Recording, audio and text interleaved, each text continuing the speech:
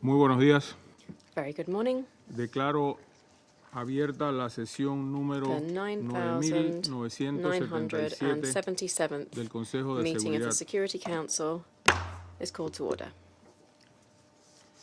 En el orden del día de esta The sesión provisional agenda for this figura el meeting siguiente is punto: mantenimiento de la paz y la maintenance of seguridad international internacional, peace and security, seguridad marítima, maritime prevención, security, innovación prevention, y innovation, cooperación and internacional para international abordar los cooperation to desafíos address emergentes. emerging challenges.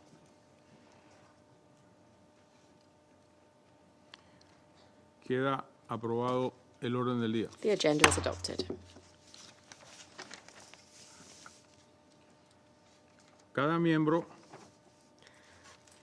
tiene ante sí Before una each lista of you de is las delegaciones a que han list of solicitado speakers who participar have requested to participate de conformidad con los artículos in accordance with 37 Rules y 37 39 and del 39 reglamento of the provisional del Council's Consejo. Provisional Rules of Procedure. Proponemos que se les We invite a propose that they be participar en invited esta to sesión. participate in this meeting.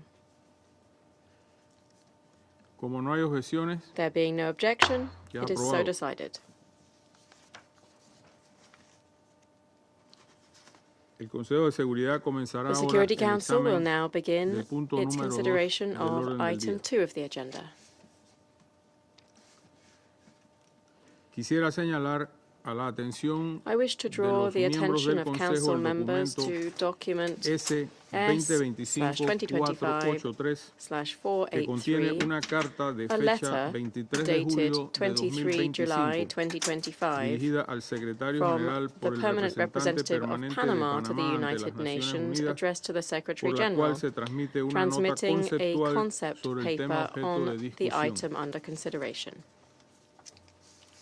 De conformidad con el artículo 39 In line with del reglamento provisional Rule del Consejo, 39 of the Council's Provisional Rules of invito a Procedure, participar en esta I sesión invite to a las participate in this siguientes meeting personas: the following: señor Arsenio Mr. Arsenio Domínguez, Dominguez, secretario general de la Secretary General of Organización the International Marítima Maritime Internacional, Organization, señor Ricaurte Mr. Vázquez Ricaurte Morales, Vázquez Morales, administrador de la Autoridad del Canal CEO de of the Panamá, Panama Canal Authority, y al señor and Valdesi Mr. Urquiza, Valdesi Urquiza, secretario general Secretary de la General of Organización Internacional de Policía Criminal, Interpol. Interpol.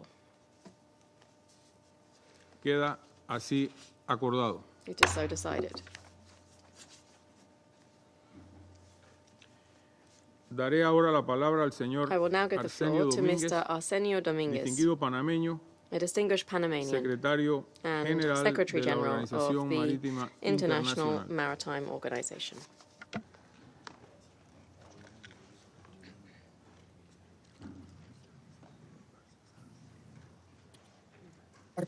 Morning to all.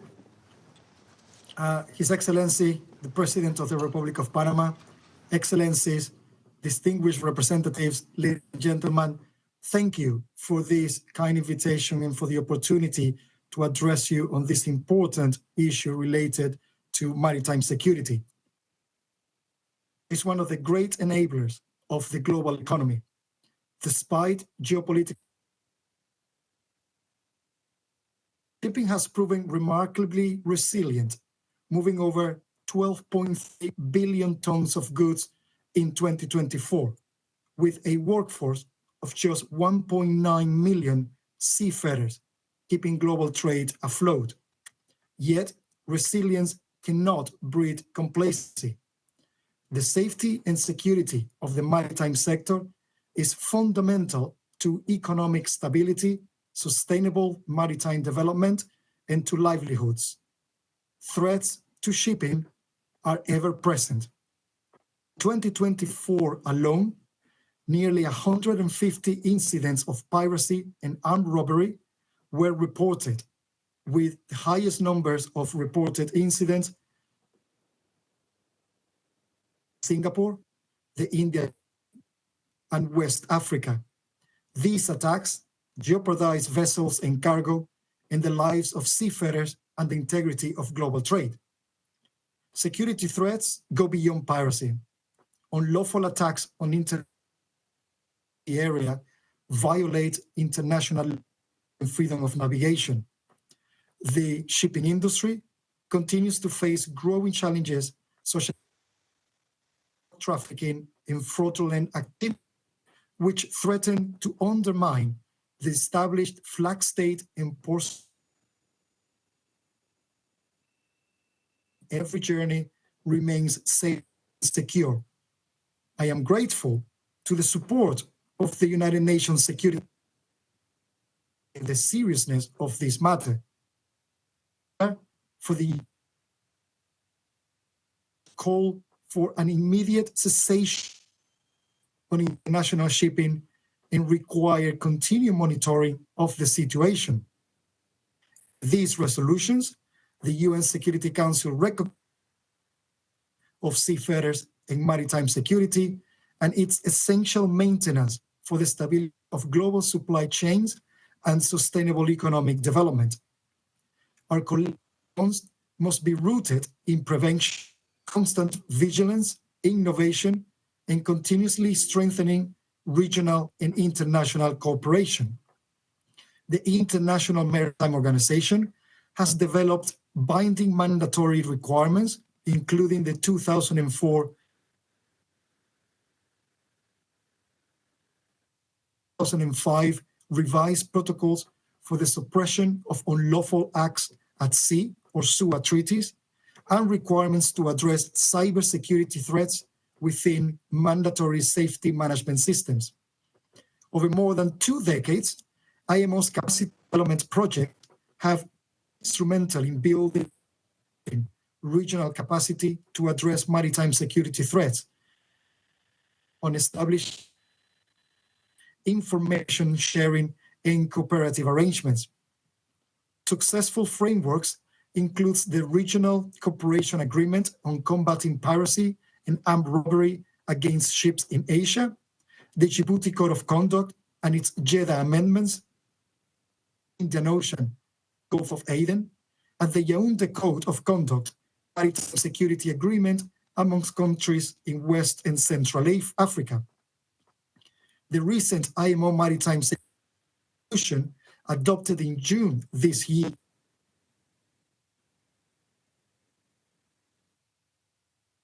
and regional maritime information sharing centers to enhance maritime safety and security, a step forward in addressing organized crime and bolstering situational awareness. Partnerships with the United Nations Office on Drugs and Crimes, Interpol, entities, as well as generous donor states, supports IMO-led execution of supports recipient states to strengthen national capabilities and build regional trust. These include the Safe Seas for Africa project, the Crisis Response Ocean, the Port Security and Safety of Navigation in Eastern and Southern Africa and the Indian Ocean, regional programs for maritime security in the Red Sea area, and boosting implementation of the Yaoundé Code of Conduct. A common thread in support for strengthened national maritime governance, a whole of government approach, and integration coordination, compliance with global maritime standards in regional information sharing. We also rely and are grateful for the continued support of international and regional naval forces, emerging technologies from AI-driven surveillance to satellite monitoring systems, unprecedented to anticipate and the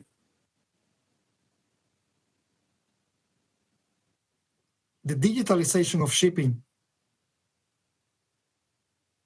the urgency of robust cybersecurity governance.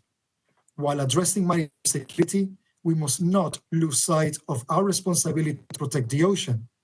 Maritime safety and security and environmental in hand. Support for countries to develop and enhance response capabilities, including from its ongoing. IMO continues to advance regulations to address threats, a series of major projects addressing shipping decarbonization, plastic litter, biofouling, which can result in invasive aquatic biodiversity, and on the water ability. Environmental and safety matters depends on a base of to ensure and enhance maritime security. We have the expectation from many donors to continuously strengthen national and regional cooperation. At the same time,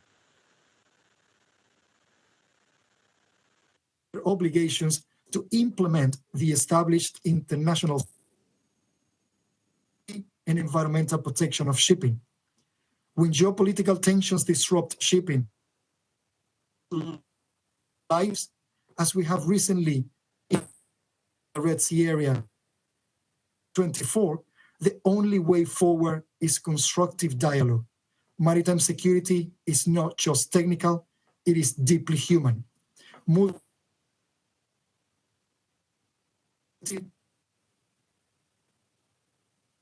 The ocean connects us all, and shipping and seafarers' lives depend on your shared commitment to safe navigation. Once again, thank you to His Excellency the President of Panama for this kind invitation, and thank you to the UN Security Council for its continued support to the work of IMO. Thank you very much. Agradezco al señor Domínguez la I información thank que Mr. nos ha Dominguez proporcionado for en his su interesante briefing intervención. and his very interesting briefing. Doy ahora la palabra I now give the floor al señor Ricaurte to Vázquez Mr. Morales, Ricaurte Vázquez administrador Morales, de la the Autoridad del CEO Canal of de the Panamá. Panama Canal Authority. Señor presidente, Mr. President, distinguidos miembros del Consejo, distinguished members of the Council, es un honor comparecer it's ante an honor ustedes en to take the floor representación de before una de you on las behalf vías más of one of the emblemáticas de la most cooperación emblematic humana, channels for human el Canal de cooperation, Panamá. the Panama Canal. Desde su construcción hasta su From its moderna construction administración to its panameña, modern Panamanian Canal ha sido mucho administration, más the que una canal ruta has been comercial. much more than a Ha sido commercial un route. puente entre It has naciones, served as a bridge un between ejemplo de nations, a neutralidad model of funcional functional y un neutrality, recordatorio and a de que el reminder bien común requiere that the compromiso common good constante. demands constant commitment.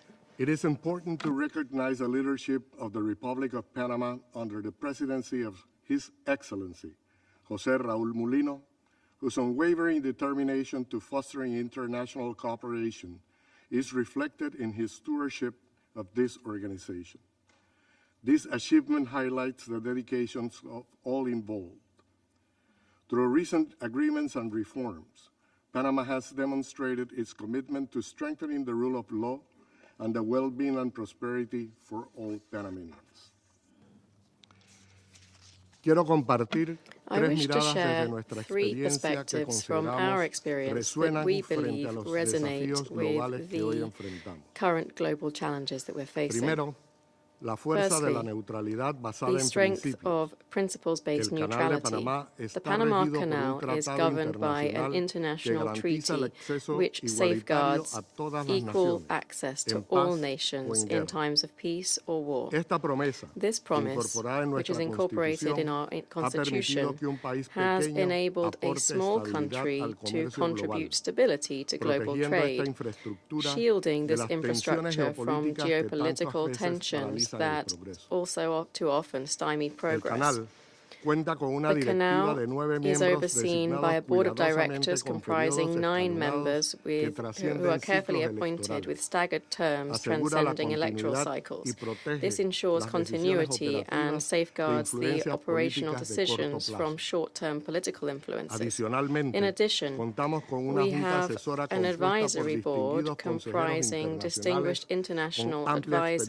experiencia a with escala mundial. extensive global-level La experience. estructura del Canal de The Panamá Panama fomenta Canal's la structure transparencia, fosters la transparency, competencia technical técnica y la competence, estabilidad de sus and políticas.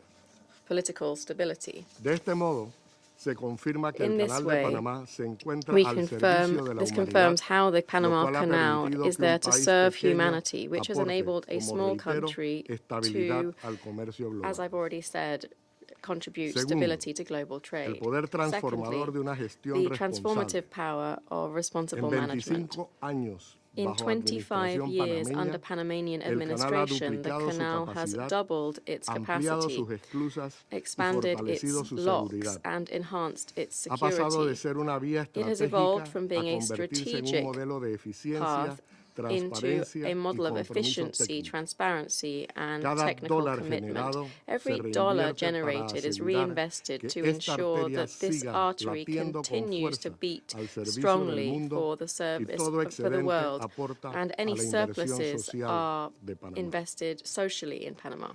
Es por ello que, bajo administración panameña, It was under se culminó Panamanian en 2016 administration la that ampliación del canal the con un canal's tercer juego de expansion was esclusas. completed in Esto 2016 with fue a third celebrado set como of uno de los locks. grandes This logros was de heralded as one infraestructura of de the nuestra época. greatest infrastructure achievements La of our ampliación del time. canal de Panamá The expansion of the mediante un Panama tercer juego Canal de through a esclusas third set of aumentó en locks 50% el increased the volumen de carga cargo que transita por volume el canal, transiting the canal by manteniendo el 50% mismo número while de tránsitos maintaining the anuales, same number of annual aproximadamente transits, that is 13.500. approximately 13,500. Esta esclusa Neo-Panamax ha This transformado de manera Neo-Panamax fundamental lock has fundamentally los patrones globales de transformed transporte global marítimo, maritime sirviendo transport flotas con patterns, buques 3 veces serving mayores en fleets capacidad, with vessels con that la are misma 3 times eficiencia greater in operativa capacity y while altos estándares de maintaining seguridad operational marítima. efficiency and Se high anticipa maritime que, security al standards. cierre del It is presente año anticipated fiscal, that by the end el of this fiscal year, 53% de los ingresos del 53% of the canal income from the sean canal generados por will be esta nueva generated by esclusa. this new lock.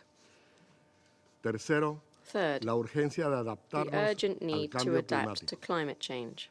Con la sequía de The 2023 to 2023-2024, 2024 drought, consideramos fue un llamado de we atención believe, global, was a global wake-up con call, innovaciones en with ahorro de agua, innovation in water ajustes conservation, logísticos y la logistical decisión de adjustments, construir un and the lago decision artificial. to build an Hemos artificial lake. actuado We para acted asegurar el to abastecimiento humano ensure y la continuidad water del comercio. supplies and continued commerce. Enfatizamos que el We stress proyecto that del lago the artificial no avanza de forma artificial aislada. lake project is not Los planes de moving atención a ahead las in an isolated comunidades fashion. afectadas Rather, y las plans salvaguardas were taken ambientales to se ensure desarrollan conforme a environmental las mejores safeguards, prácticas and that this was done internacionales, in line with the best reconociendo la international necesidad practices, de recognizing the equilibrar need to el strike a desarrollo de balance between infraestructura developing con el respeto a infrastructure los on the one derechos hand with humanos respecting y la human rights preservación and ecológica. environmental preservation on the En other. Panamá, In Panama, hemos we aprendido have que learned cuidar el that agua looking after es water proteger la means paz. protecting peace. Pero mirar el presente no basta. But looking at Hoy the present construimos el moment futuro isn't canal enough. con una Today we're visión building clara. the future of the canal. Estamos integrando Clearly, corredores we logísticos are y energéticos, integrating ampliando logistical nuestra and energy infraestructura corridors, portuaria y expanding our desarrollando port nuevas infrastructure and capacidades para developing new combustibles más capacity limpios. for cleaner Nos fuels. preparamos no solo para un mayor We volumen are de preparing not tránsito, only for sino para greater un tránsito cargo más volume, but inteligente, also for más smarter, verde y más greener, and more conectado con las necesidades del planet-conscious planeta. transit. El canal no es The estático, canal is not static. evoluciona. It is evolving. Y evoluciona And it porque is el mundo lo evolving necesita because así, the world needs it to. porque el comercio exige rutas Because resilientes, trade porque needs la paz resilient demanda routes, because cooperación peace tecnológica y demands porque los pueblos technological requieren cooperation, and because instituciones people que need sirvan más allá institutions de las that fronteras. serve them beyond borders. Permítame ubicar nuestra Allow me conversación en un contexto To global. place our conversation in a Más global de 100.000 context now. embarcaciones More than comerciales surcan los 100,000 commercial océanos vessels del mundo cada cross año, the oceans of the world every transportando year, aproximadamente transporting el approximately 80% del comercio 80% of mundial. global trade. El canal de The Panamá, Panama Canal, aunque cuenta tan solo 50 millas even though it is náuticas de only longitud, 50 nautical actúa miles como una in length, poderosa acts as palanca a para la eficiencia powerful global, lever for global ahorrando a cada efficiency, buque miles de saving millas de each navegación, vessel lo que, thousands of miles of dependiendo del número de navigation, which, tránsitos, depending on the number evita of transits, anualmente hasta 16 every year millones de avoids up to toneladas en 16 emisiones de gases de 16 efecto million invernadero. tons of greenhouse gas emissions.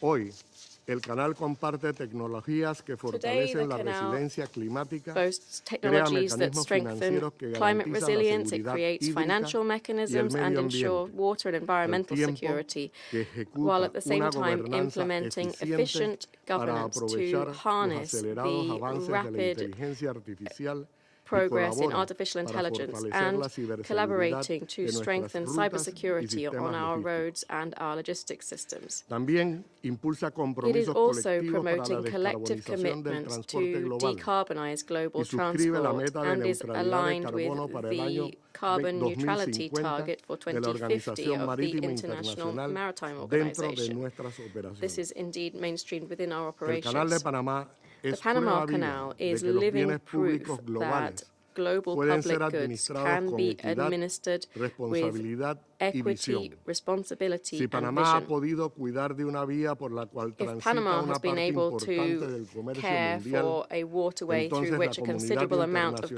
global trade también puede passes, proteger then the lo que entire nos international conecta community y can sostiene. also protect what connects and Señor sustains us. Presidente, Mr. President, con colaboración through sostenida, sustained adaptación cooperation, constante constant y adaptation, firme and compromiso steadfast con los commitment principios to del the derecho principles of internacional, international law, el canal the canal permanecerá will como una ruta remain segura a y safe and eficiente, efficient route, lista para ready to servir no serve solo a not esta only this generación, sino a generation, muchas más but generaciones also por venir. many more to come.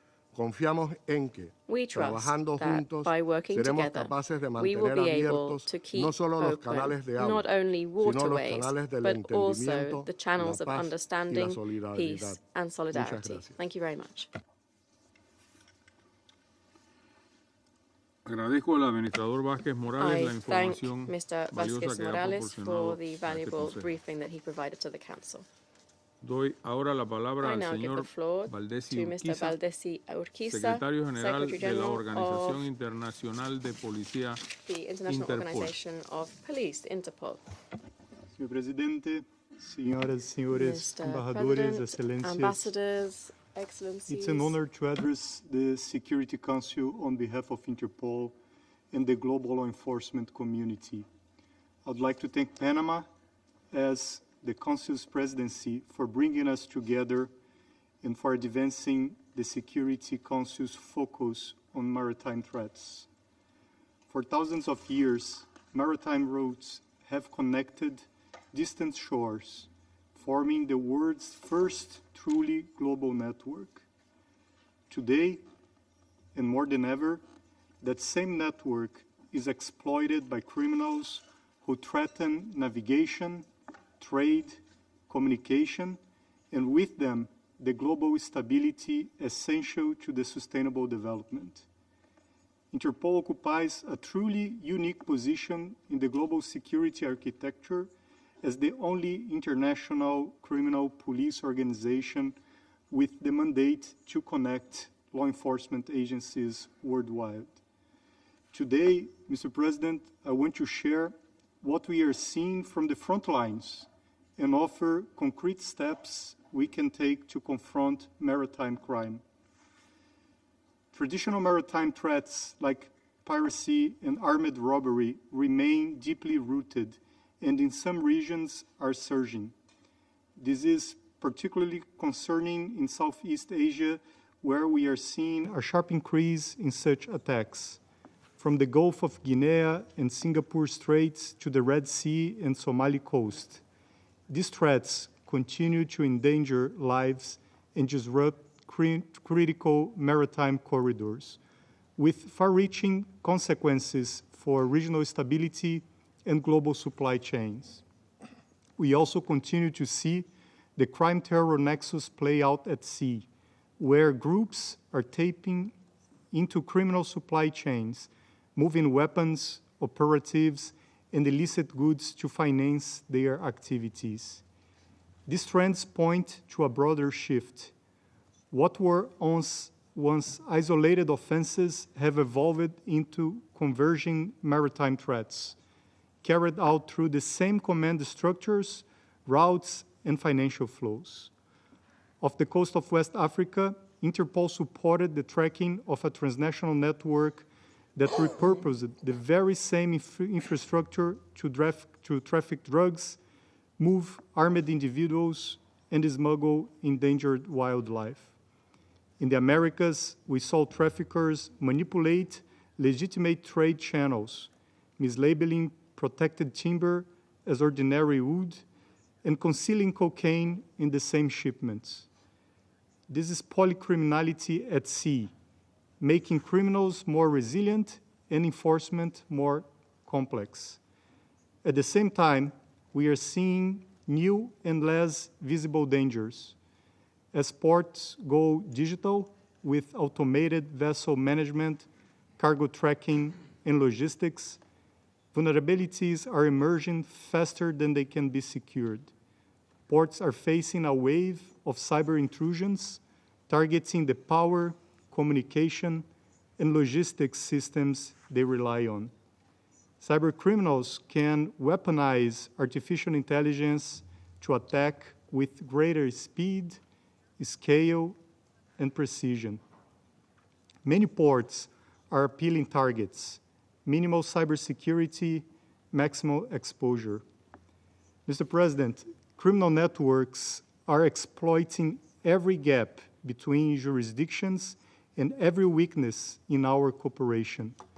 These threats call for a coordinated global response, one that strengthens the rule of law and drives innovative solutions. The legal frameworks exist. The commitment is clear.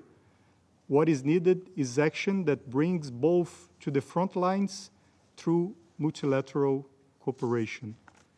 And there is a platform built for exactly this purpose.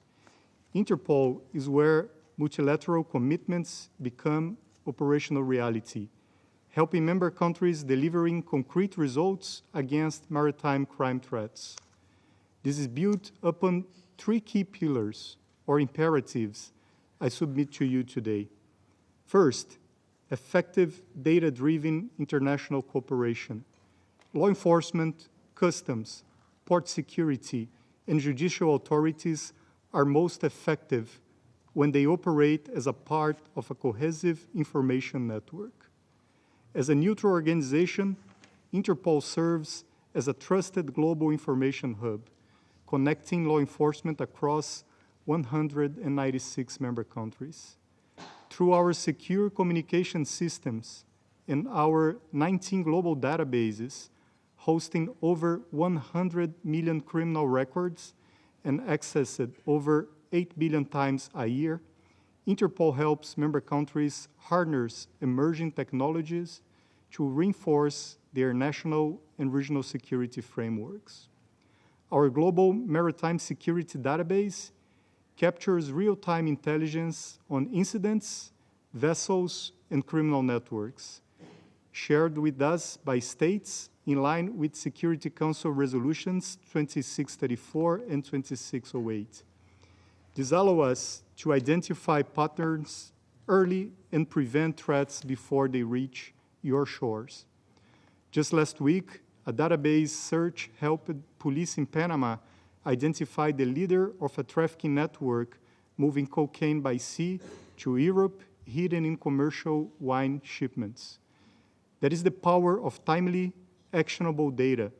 A single piece of intelligence available at the right place and time can mean the difference between a match and a missed opportunity. The second pillar, Mr. President, is a multilateral operational and investigative support. Maritime investigations are uniquely complex. They can involve fast-moving vessels, scattered evidence, and legal systems that do not always align. That is why Interpol coordinates multilateral operations on land and at sea and provides intelligence analysis on shared information in real time, bringing together law enforcement from across jurisdictions and therefore strengthening cooperation, building trust, and delivering results. Interpol response teams are also deployed upon request to support special and sensitive investigations and for the collection of evidence. These efforts have exposed and disrupted highly organized criminal networks, confirming both the level of the threat and the success that international cooperation can bring. The third pillar is global threat expertise and outreach. No country should be expected to confront maritime crime alone or without the resources to match the sophistication of modern threats. Through our maritime security program, we help countries strengthen security and coordination in critical waterways, working with international donors and partners like the International Maritime Organization and the United Nations Office on Drugs and Crime. We provide a combination of global reach, trusted tools, and operational expertise to detect illicit goods and build regional networks of port security experts.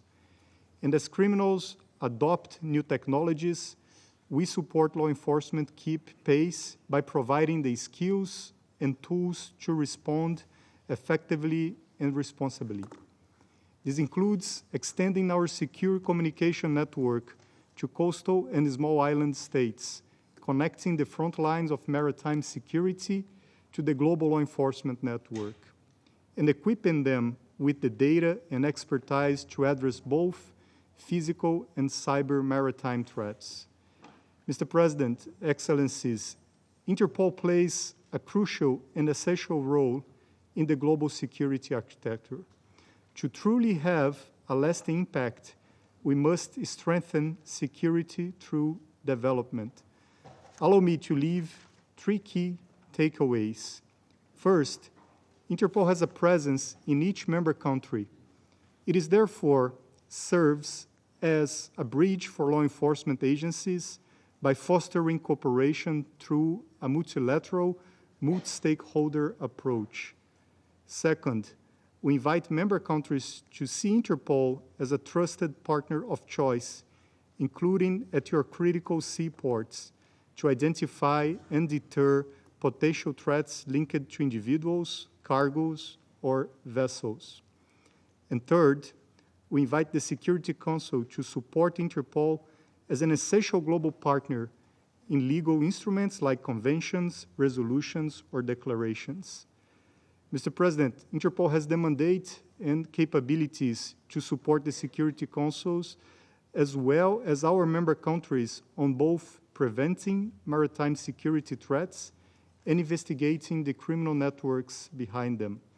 This is a powerful resource that is already available and which has proven to be effective to mitigate global security threats. We stand ready to work with you to make a multilateral strategy an effective global response. Thank you, Mr. President.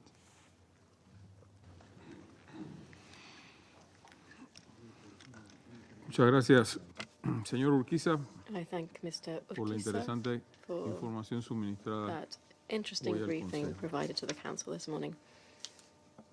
A continuación, formularé una I shall declaración now make a statement en calidad in my de capacity presidente de la as República de President Panamá. of the Republic of Panama. Ante todo, me gustaría dar las gracias At the a outset, I todas would las like to delegaciones express my thanks to all por of those distinguirnos con delegations su for valiosa distinguishing participación. us with their valuable participation. Es nuestro sincero deseo It is our que este sincere debate wish that abierto this open debate sirva para impulsar serve la discusión de la seguridad to marítima, promote a un tema discussion de gran of importancia global para maritime los matters, países which is an miembros important de esta matter for the member organización. countries of this organization. Igualmente, Equally, tengo el inmenso privilegio it de is my immense representar a mi privilege país to represent este my organismo country que here tiene at la the Security misión Council, de cuidar la the paz. mission of which y la is seguridad to protect internacional. international peace and security.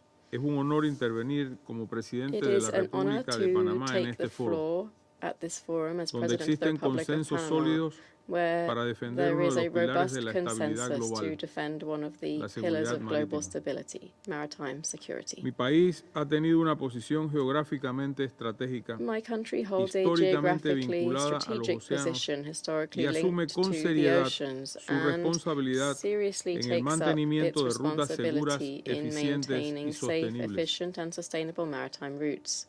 Somos un país We intrínsecamente are ligado a al country comercio that is marítimo intrinsically linked desde to épocas maritime coloniales trade hasta el from presente colonial siglo. times up to the present century. Somos un símbolo de unión, We're a una symbol of herramienta al unity, servicio de la a globalización tool for y de la globalization eficiencia logística and international internacional. logistical efficiency.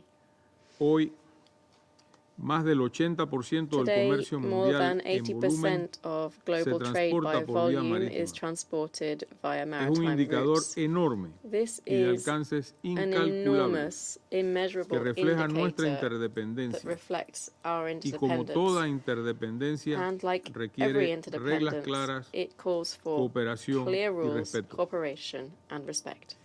Diariamente por nuestros mares y océanos Every day, navegan más de 100.000 more than buques comerciales. 100,000 commercial vessels Este navigate our movimiento seas se and traduce oceans. en 11.000 This millones de movement toneladas al translates año into 11 movilizadas por aguas billion tons of internacionales. cargo annually transported Estas on cifras international muestran waters. con claridad These la figures magnitud clearly de la illustrate actividad the y los scale desafíos of the que de activity ella se and the desprenden. challenges that arise from it. Los aquí presentes somos conscientes Those de of las us here amenazas are que sé que all too aware constituyen of the threats para nosotros y para ustedes posed both la to pesca us ilegal, and to you by la illegal piratería fishing, contemporánea, by modern el piracy, narcotráfico, drugs el tráfico trafficking, de personas, human los trafficking, ataques terroristas terrorist y el attacks, uso indebido de and the embarcaciones misuse para of evadir vessels to sanciones evade internacionales. international sanctions. El espacio marítimo es un ámbito maritime particularmente domain vulnerable is a la one that is expansión del particularly crimen vulnerable to the organizado expansion a of nivel transnational transnacional, organized crime, donde convergen múltiples amenazas where que multiple comprometen la threats seguridad, converge, la compromising economía y la security, soberanía de los the estados. economy, and the sovereignty of states. El tráfico ilícito de drogas, Illicit armas, drugs trafficking, migrantes weapons y trafficking, mercadería migrant trafficking, falsificada and the se realiza trafficking of en gran counterfeit medida goods is por largely rutas marítimas que cuentan con carried un out alto grado via de maritime porosidad routes, which debido a la remain limitada capacidad de very porous vigilancia due to y a la limited falta de surveillance cooperación capacity efectiva entre and a países. lack of effective cooperation between countries. Señores y señoras, Ladies and gentlemen, frente a estos retos, in the face Panamá of these asumió una challenges, posición clara, Panama has taken a clear liderazgo stance, responsable y acción responsible efectiva. leadership and effective action. Una buena gobernanza marítima, Good como la que maritime nosotros governance, realizamos, as practiced by garantiza Panama, la trazabilidad de las ensures embarcaciones, vessel traceability, facilita la vigilancia y el control facilitates marítimo maritime y surveillance and contribuye control, activamente en la and prevención actively del delito contributes to internacional. the prevention of international Es crime. vital en este sentido el rol de los The concesionarios role of portuarios port que concessionaires deben ser is parte de un sistema crucial in general this de regard. They seguridad must be marítima. integrated into a Los comprehensive puertos maritime son una de las security zonas system. de mayor Ports vulnerabilidad are one of ante las the acciones most ilícitas de vulnerable, grandes the grupos areas that are most organizados vulnerable to y illicit vinculados activities carried a out nivel by mundial. large, globally connected organized Nuestra groups. bandera, que ondea el 14% Our de la flag, flota which mercante flies over mundial, 14% of the es símbolo world's de nuestra merchant tradición fleet, is a marítima symbol of y our maritime constituye tradition un compromiso and activo represents an con las active normativas commitment to internacionales como los international convenios standards SOLAS, such as MARPOL the SOLAS and y el MARPOL código conventions ISPS, and the así como el ISPS convenio code, as sobre el well trabajo as marítimo de the la Organización Internacional del Trabajo. ILO's Maritime Labour Nuestro Convention. sistema de registro naval ha sido fortalecido con Our ship rigurosos register controles de debida system has been diligencia strengthened through y rigorous mediante due el decreto diligence ejecutivo controls. We have an 512 de executive 2024 decree that is hemos adoptado 512 medidas of 2024. This contundentes has allowed us to take para decisive excluir de measures nuestra to flota exclude from a our fleet cualquier embarcación o any propietario vessel or vinculado owner a listas linked internacionales de to sanciones. international sanctions lists. Panamá no es Panama is ni not, será refugio nor will de it quienes ever violan be el derecho a refuge internacional for those who o violate amenazan la international seguridad de law los or océanos. threaten the security of the oceans. Detrás de cada bandera panameña en Behind un every barco Panamanian hay un país flag on que a respalda vessel stands la a country seguridad, that el supports control y el security, cumplimiento transparente de las control, normativas and vigentes. transparent compliance with current Nuestro regulations. abanderamiento forma parte de un sistema Our institucionalizado flagging system is y cuenta con la institutionalized garantía del and respaldo de backed un by the Estado guarantee of a que state acompaña esa that bandera. stands behind that flag.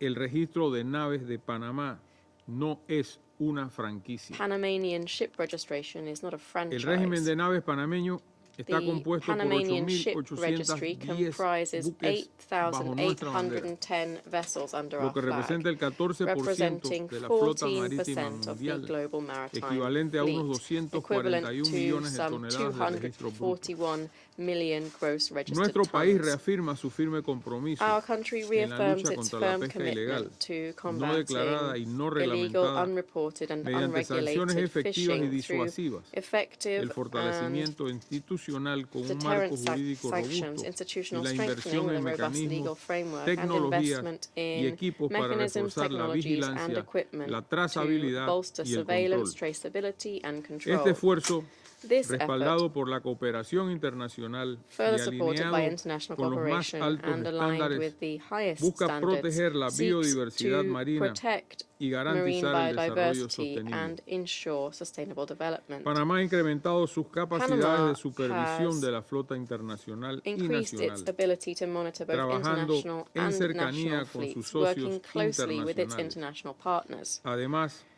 el país recientemente Furthermore, the country aprobó recently su adhesión al approved its acuerdo sobre accession subvenciones to a la pesca de la the OMC, un WTO's paso firme agreement hacia on la fisheries eliminación y subsidies. la This lucha is a contra firm la step pesca ilegal towards no eliminating declarada and y no combating reglamentada. IUU fishing. Es imperativo destacar It's que el imperative that we multilateralismo highlight that constituye la multilateralism base is fundamental the para el fundamental fortalecimiento de basis todas for las medidas strengthening y estrategias all globales de protección marítima. global maritime protection Panamá measures and reconoce y strategies. reafirma su Panama compromiso con la recognizes and Organización Marítima reaffirms its Internacional, commitment to the International Maritime entidad Organization, cuya labor es an necesaria para entity el whose desarrollo work e is essential implementación for de the estrategias development de and seguridad. implementation of security strategies. Además, la preside Moreover, un panameño con mucha the capacidad IMO y is experiencia, presided quien nos by a acaba de highly acompañar capable and en esta experienced reunión. Panamanian who is with us at this También meeting reconocemos today. la necesidad de We redoblar y also acknowledge actualizar the need esfuerzos desde to este step Consejo de up and Seguridad update efforts ante la within this evolución Security Council permanente de in los light desafíos of the que representa el constantly crimen evolving en challenges cualquiera de sus posed by áreas. crime in all of its Fortalecer el forms. régimen de sanciones para las Strengthening the actividades sanctions que usan regime el for transporte activities marítimo that use como maritime mecanismo de transport evasión de as a means normativas of vigentes. evading current regulations is Quiero essential. aclarar Here, que la I misión de wish to este Consejo no clarify solo es la that this prevención de los Council's delitos mission is o not las only acciones to prevent concretas crime or para take disminuir las concrete actividades de action grupos to criminales reduce y the terroristas. activities of criminal and terrorist También groups. es cuidar la It is paz also entre las to naciones. protect peace among nations. En ese sentido,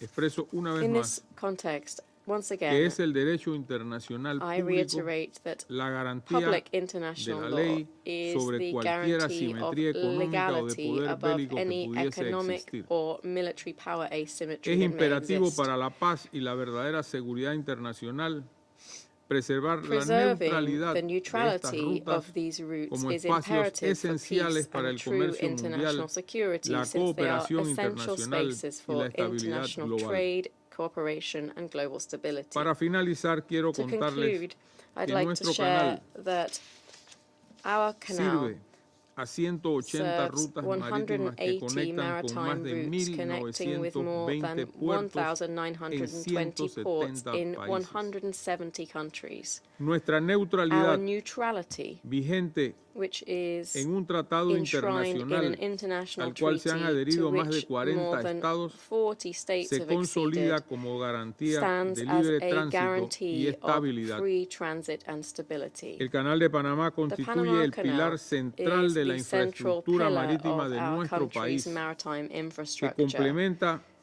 con un which sistema is portuario complemented by robusto, a robust uno de los port más system, dinámicos y eficientes de la indeed one región, of the most y con el dynamic and desarrollo efficient in the continuo y region, sostenido del and régimen de naves by the panameños continuous and dentro sustained de una development estrategia of the nacional Panamanian Ship marítima y Registry logística. within a national maritime and El logistics Canal de strategy. Panamá ha crecido The Panama y se ha Canal has ampliado en los últimos grown and 25 años expanded con over the recursos past panameños, 25 como years bien using acaba de explicar Panamanian nuestro resources, administrador. as we've just heard from our Hemos CEO. sido los facilitadores del We comercio have been y de la facilitators of sostenibilidad trade de and la industria sustainability marítima in the mundial. global maritime industry. Panamá es uno de los 3 Panama is países del one mundo of carbono negativo. only 3 carbon negative Tenemos una countries in the visión de world. desarrollo sostenible con la We protección de pursue a áreas vision of naturales sustainable y el development through the cuidado de protection una of de las natural mayores areas and the biodiversidades stewardship del of one mundo. of the world's richest El trabajo biodiversities. conjunto The entre el joint gobierno work between nacional the national y la government autoridad del and Canal de the Panamá, Panama Canal en Authority, función de su autonomía in constitucional accordance with y its legal, constitutional and legal en términos autonomy, de seguridad cumple con los más in altos terms of estándares security, internacionales y meets the contamos highest con el international apoyo standards. de países como los We Estados Unidos, also receive que en support términos de from seguridad countries such as the United provee States, mucha capacidad that in para terms la of prevención de security ataques provides great ciberterroristas. capacity in terms of preventing cyber-terrorist attacks. Nuestro canal es la demostración Our que su canal neutralidad is es a un aporte demonstration that fundamental a la paz neutrality is a mundial y al fundamental desarrollo del contribution to comercio world peace internacional. and the development of international El trade. tránsito seguro de todos The los safe buques transit of all en tiempos de vessels paz in times of como de peace guerra and war es garantía de is a seguridad a la guarantee navegación del of mundo. navigational security for the Deseo world. cerrar con una I wish to invitación close with an a un invitation trabajo conjunto to que permita joint action enfocarnos en la that will allow seguridad, us to focus our disminuir efforts on acciones que security, potencien reducing riesgos risks que that atenten threaten contra la paz peace, y favorecer and el promoting comercio international internacional. trade. Muchísimas gracias. Thank you very much.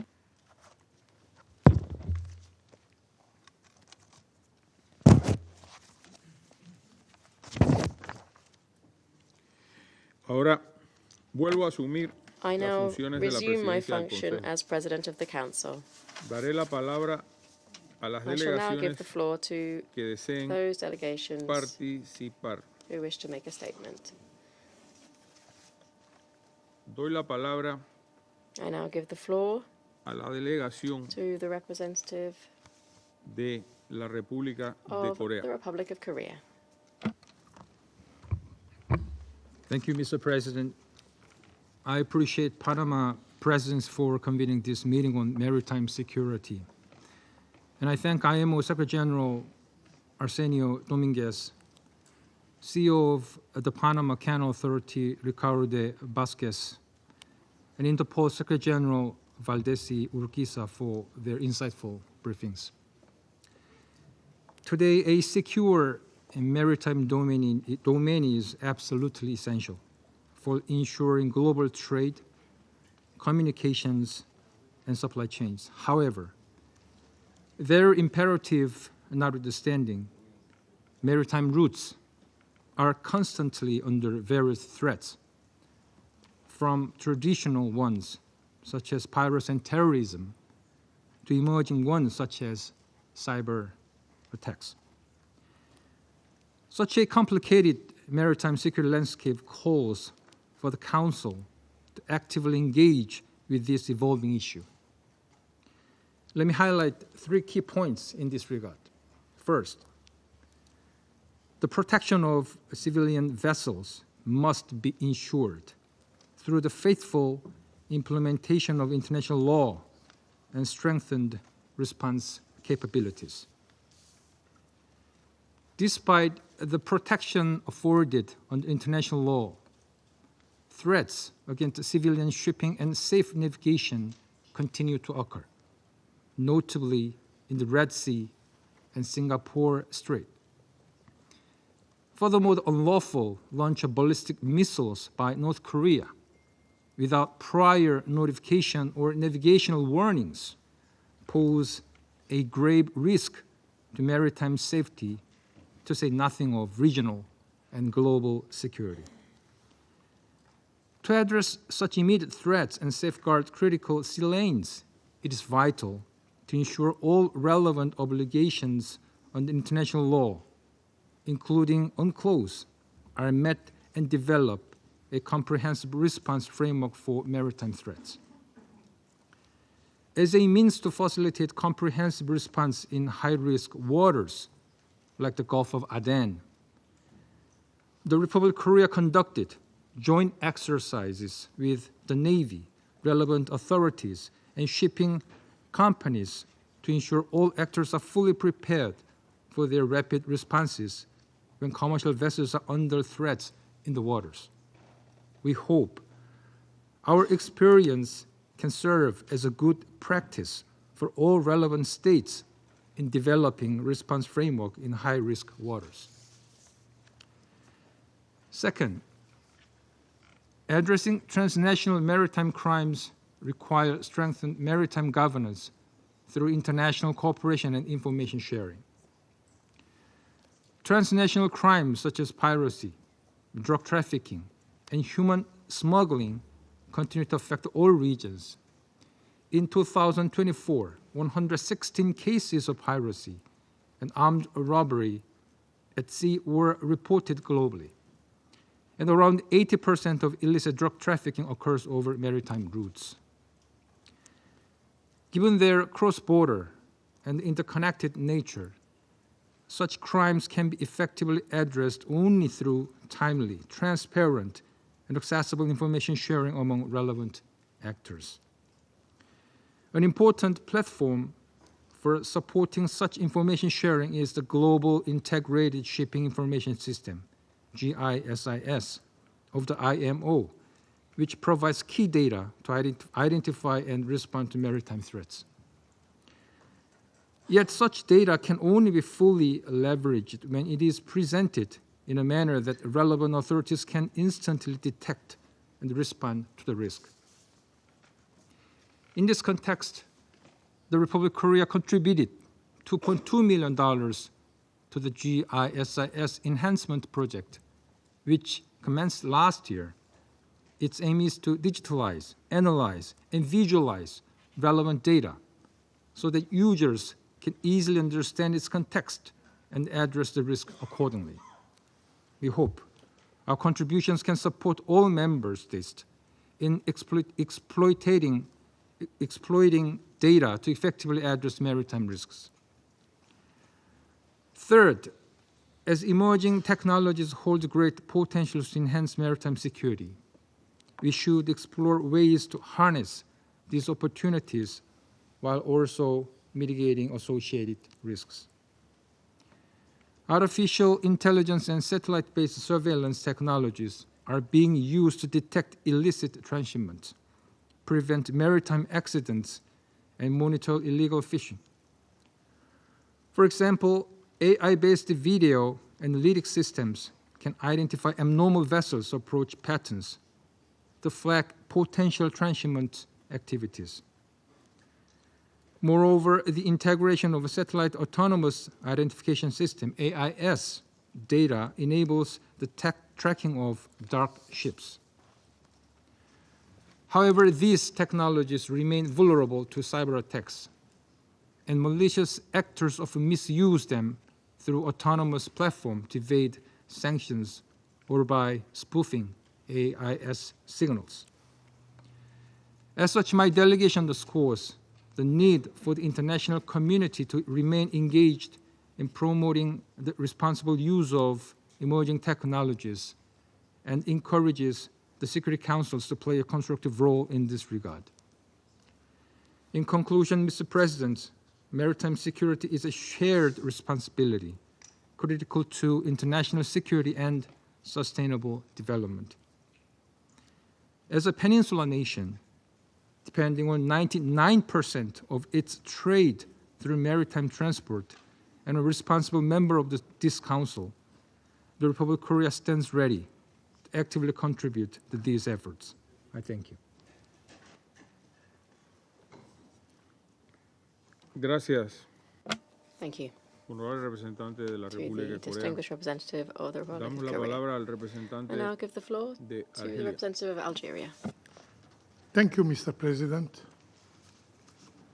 Your Excellency, Mr. José Raúl Mulino, we greatly appreciate your decision to chair this meeting. This meeting, which stands as a testament of the importance that Panama attaches to multilateralism, to the United Nations, to the Security Council, and to the topic under discussion today. I mean, maritime security. We thank CEO of Panama Canal Authority, the SG of IMO, and the SG of Interpol for their insightful presentations. Algeria is pleased to take part in this important discussion and expresses its appreciation to Panama for convening this debate on such a critical issue, especially against the backdrop of international efforts to address the growing and complex challenges facing maritime security. As a country with a long Mediterranean coastline and a deep commitment to regional security and global stability, Algeria strongly supports all efforts to better protect our maritime spaces from illicit activities that threaten the safety, the economies, and the sovereignty of coastal nations.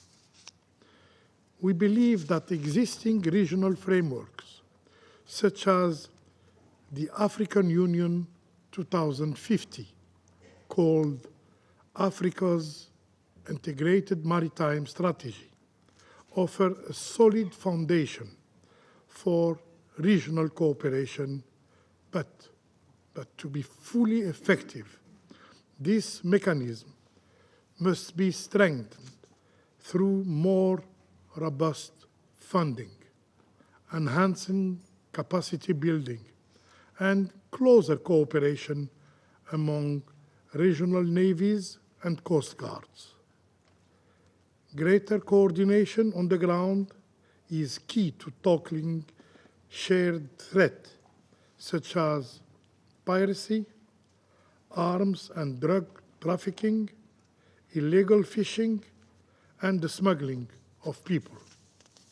Mr. President, Algeria believes the time has come to consider the establishment of a dedicated UN mechanism focused especially on maritime security.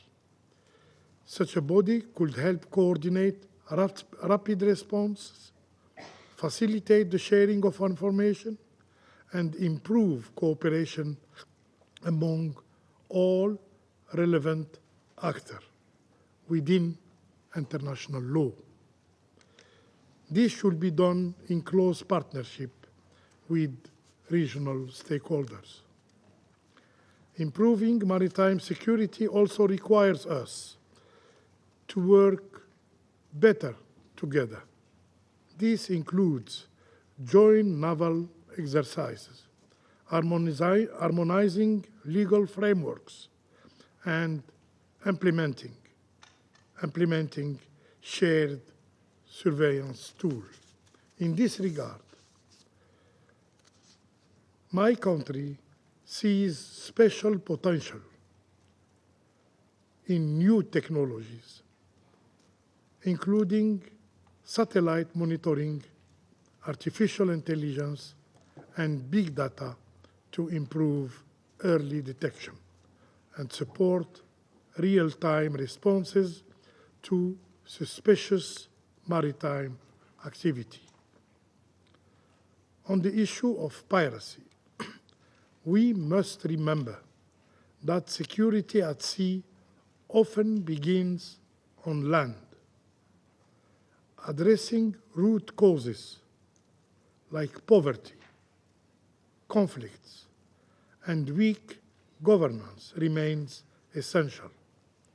Any lasting maritime security strategy must be accompanied by development efforts that promote resilience of coastal communities and the global economy as a whole.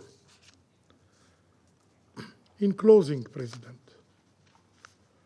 Algeria reaffirms its strong support for a maritime security architecture that is inclusive, cooperative, and forward-looking.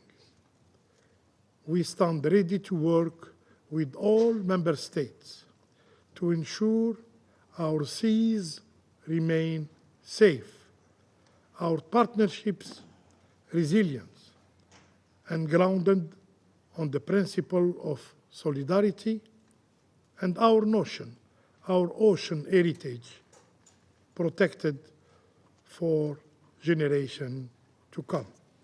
I thank you.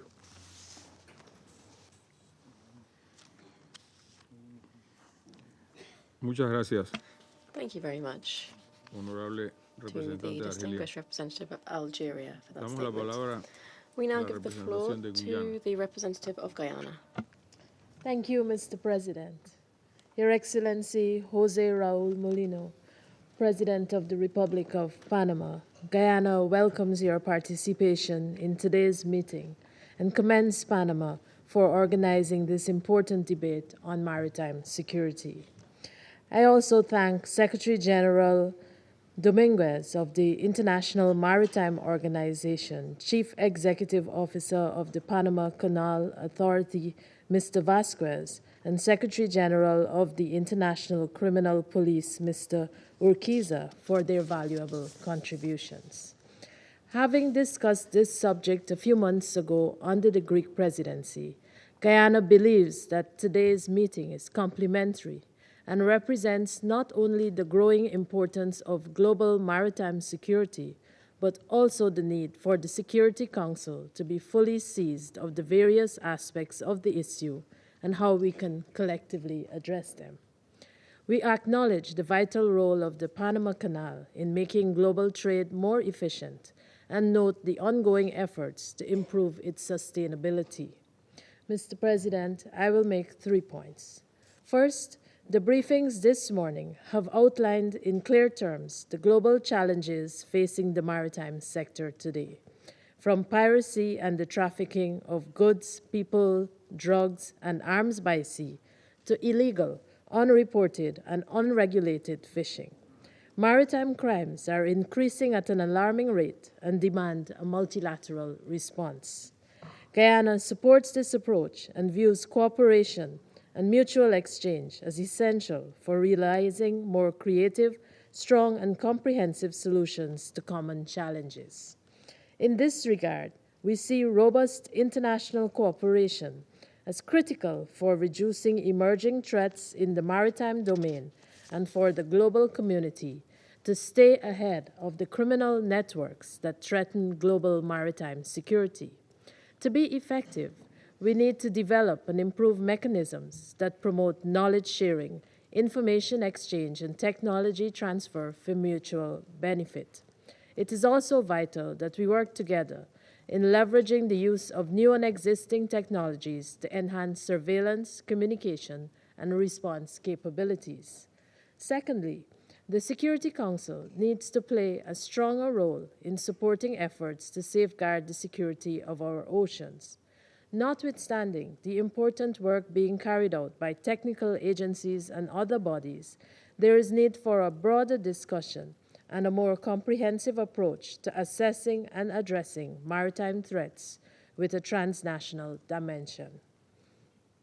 At the center of such discussions would have to be the subject of international law and the responsibility of states in combating crimes at sea and protecting navigational freedom and the marine environment. There is need to ensure stronger coordination through bilateral and multilateral cooperation at the technical and political levels, and for a more dedicated focus on technology transfer to developing states. Finally, maritime safety also encompasses the safety of the marine environment from pollution, which must remain at the forefront of the discourse considering the evolving climate environment. This was emphasized during the 2025 UN Oceans Conference in the context of decarbonizing the maritime sector by reducing pollution from ships. Guyana sees value in supporting initiatives aimed at instituting clean air policies in shipping and supporting the development of new low-carbon fuels and propulsion modes.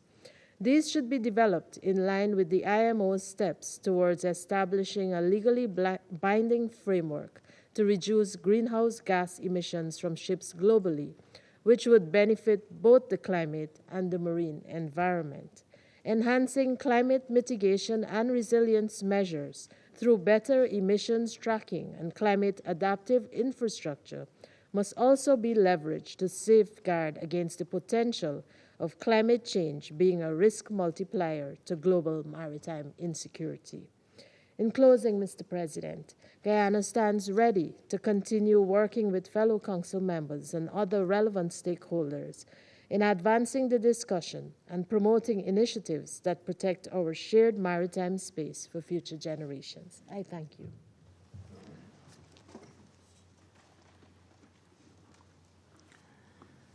Thank you, Madam Representative of Guyana. Ahora damos la palabra I now give the floor al representante to de the la Federación representative Rusa. of the Russian Federation. I would like to greet you as President of today's meeting, Mr. President. We are grateful for it being called on such an important issue as maritime security.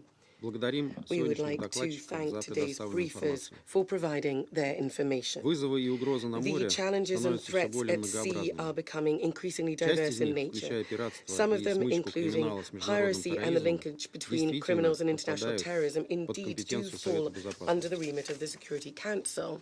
The proactive actions taken in line with its central role, including the adoption on the 16th of December 2008 of Resolution 18, and it provided its naval forces to escort civilian vessels and also participated in work of the relevant regional formats. However, of ongoing serious concern are instances of armed robbery at sea in the Gulf of Guinea. There have been a number of incidents, including Russian seafarers being taken hostage in order to improve the military preparedness and technological equipment of the coast guards of the country of the region. We have expanded our financial assistance from the annual voluntary contributions of the Russian Federation to the UN Office for Drugs and Crime. As regards terrorism at sea, in pure terms, it is extremely rare. One such high-profile example of terrorist attacks over recent times is the explosion of the Russian gas pipeline Nord Stream 1 and 2 in the Baltic Sea in September 2022. This incident became possible, as we all know, in the context of the rabid anti-Russian stance of the previous American administration, headed up by Joe Biden, which undoubtedly created serious risk for international peace and security. Any of our attempts to initiate an independent international investigation of this criminal act or adopt measures through the Security Council were repeatedly blocked by its Western members. Once again, this makes us question the circumstances regarding the preparation and implementation of this terrorist attack. In support of their position, they, as we all recall, referred to their total faith in national investigations being conducted by Germany, Denmark and Sweden. They expressed upstream their limitless belief that they would be effective and credible. As we know, the effectiveness of the investigations of Denmark and Sweden led to a zero result. The German authorities are still taking their time and are repeatedly refusing to provide substantive information about the investigation either to the Security Council or to the entire international community. This is fueling various speculation and absolutely improbable versions in the international media. However, whatever Berlin says in terms of artificially restraining the publication of the German investigation, the truth will out and the perpetrators will be located and punished.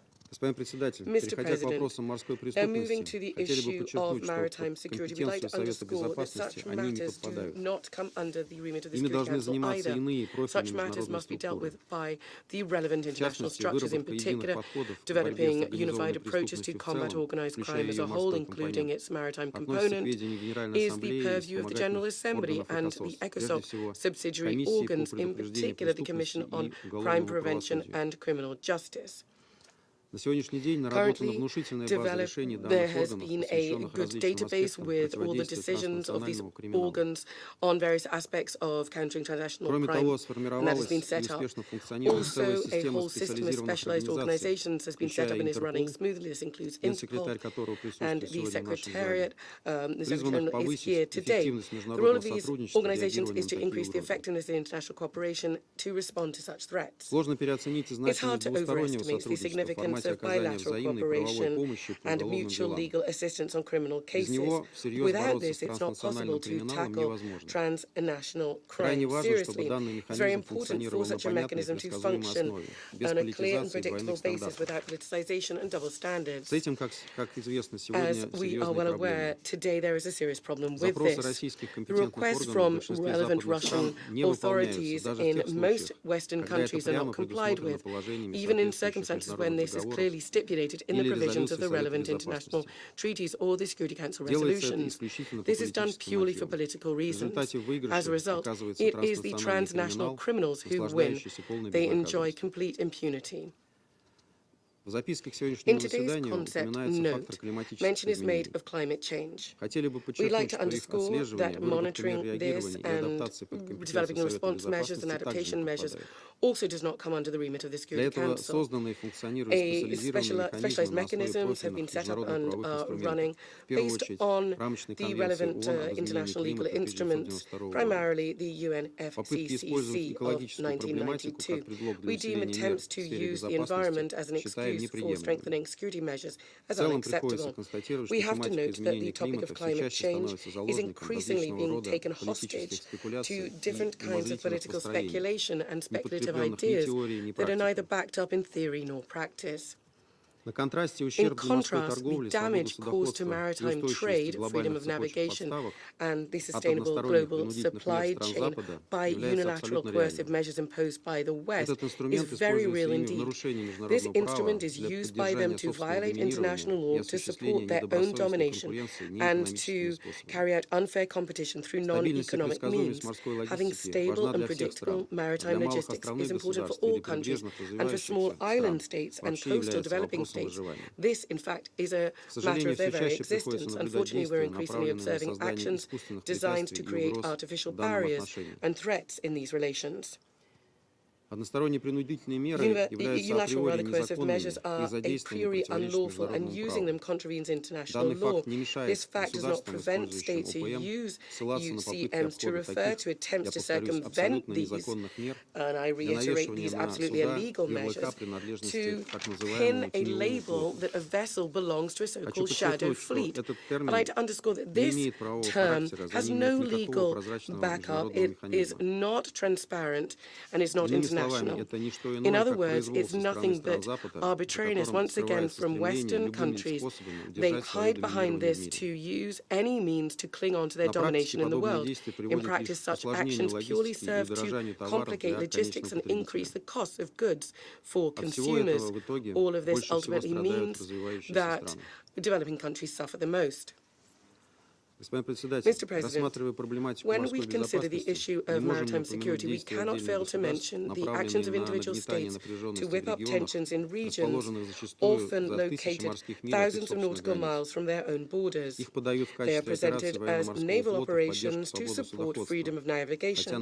However, in practice, we're talking about these same old provocations.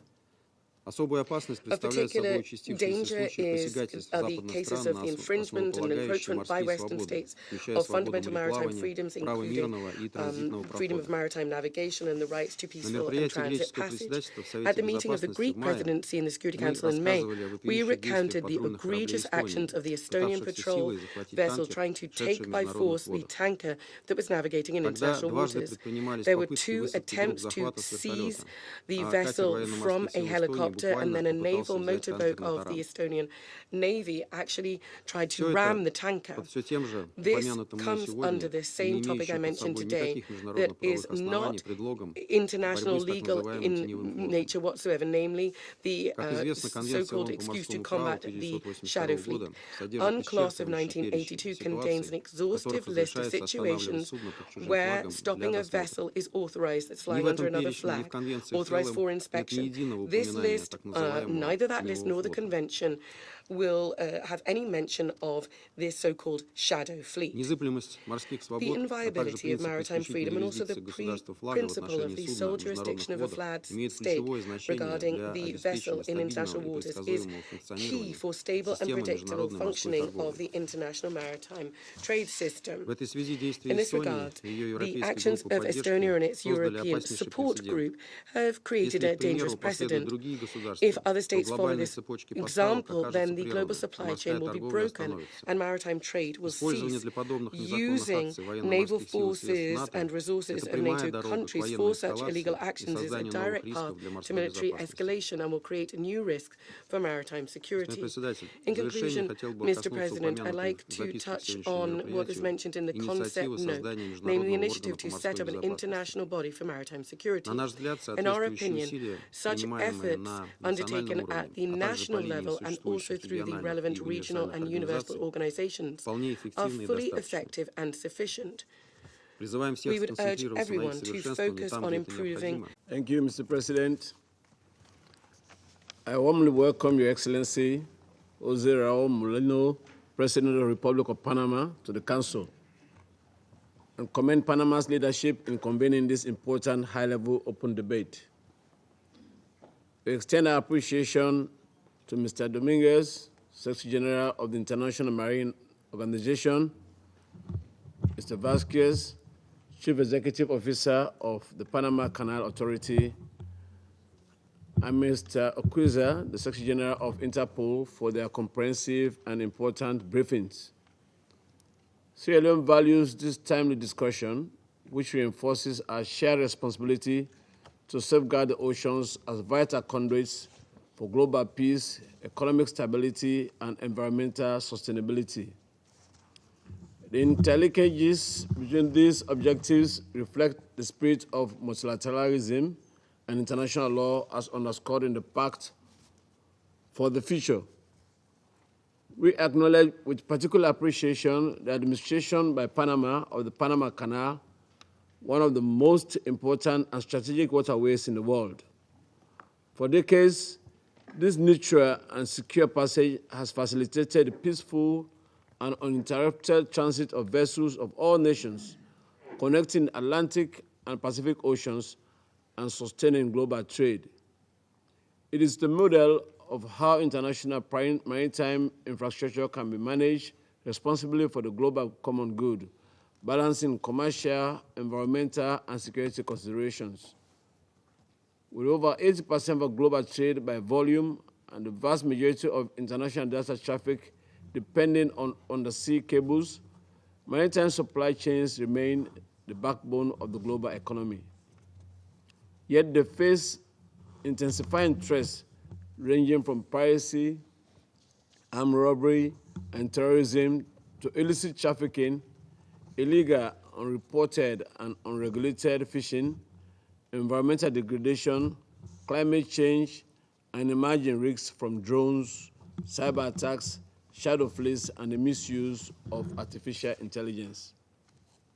The Pact for the Future in this regard calls for collective action to safeguard maritime trade routes, strengthen governance, enhance capacity building, and improve cooperation to protect marine resources and critical infrastructure.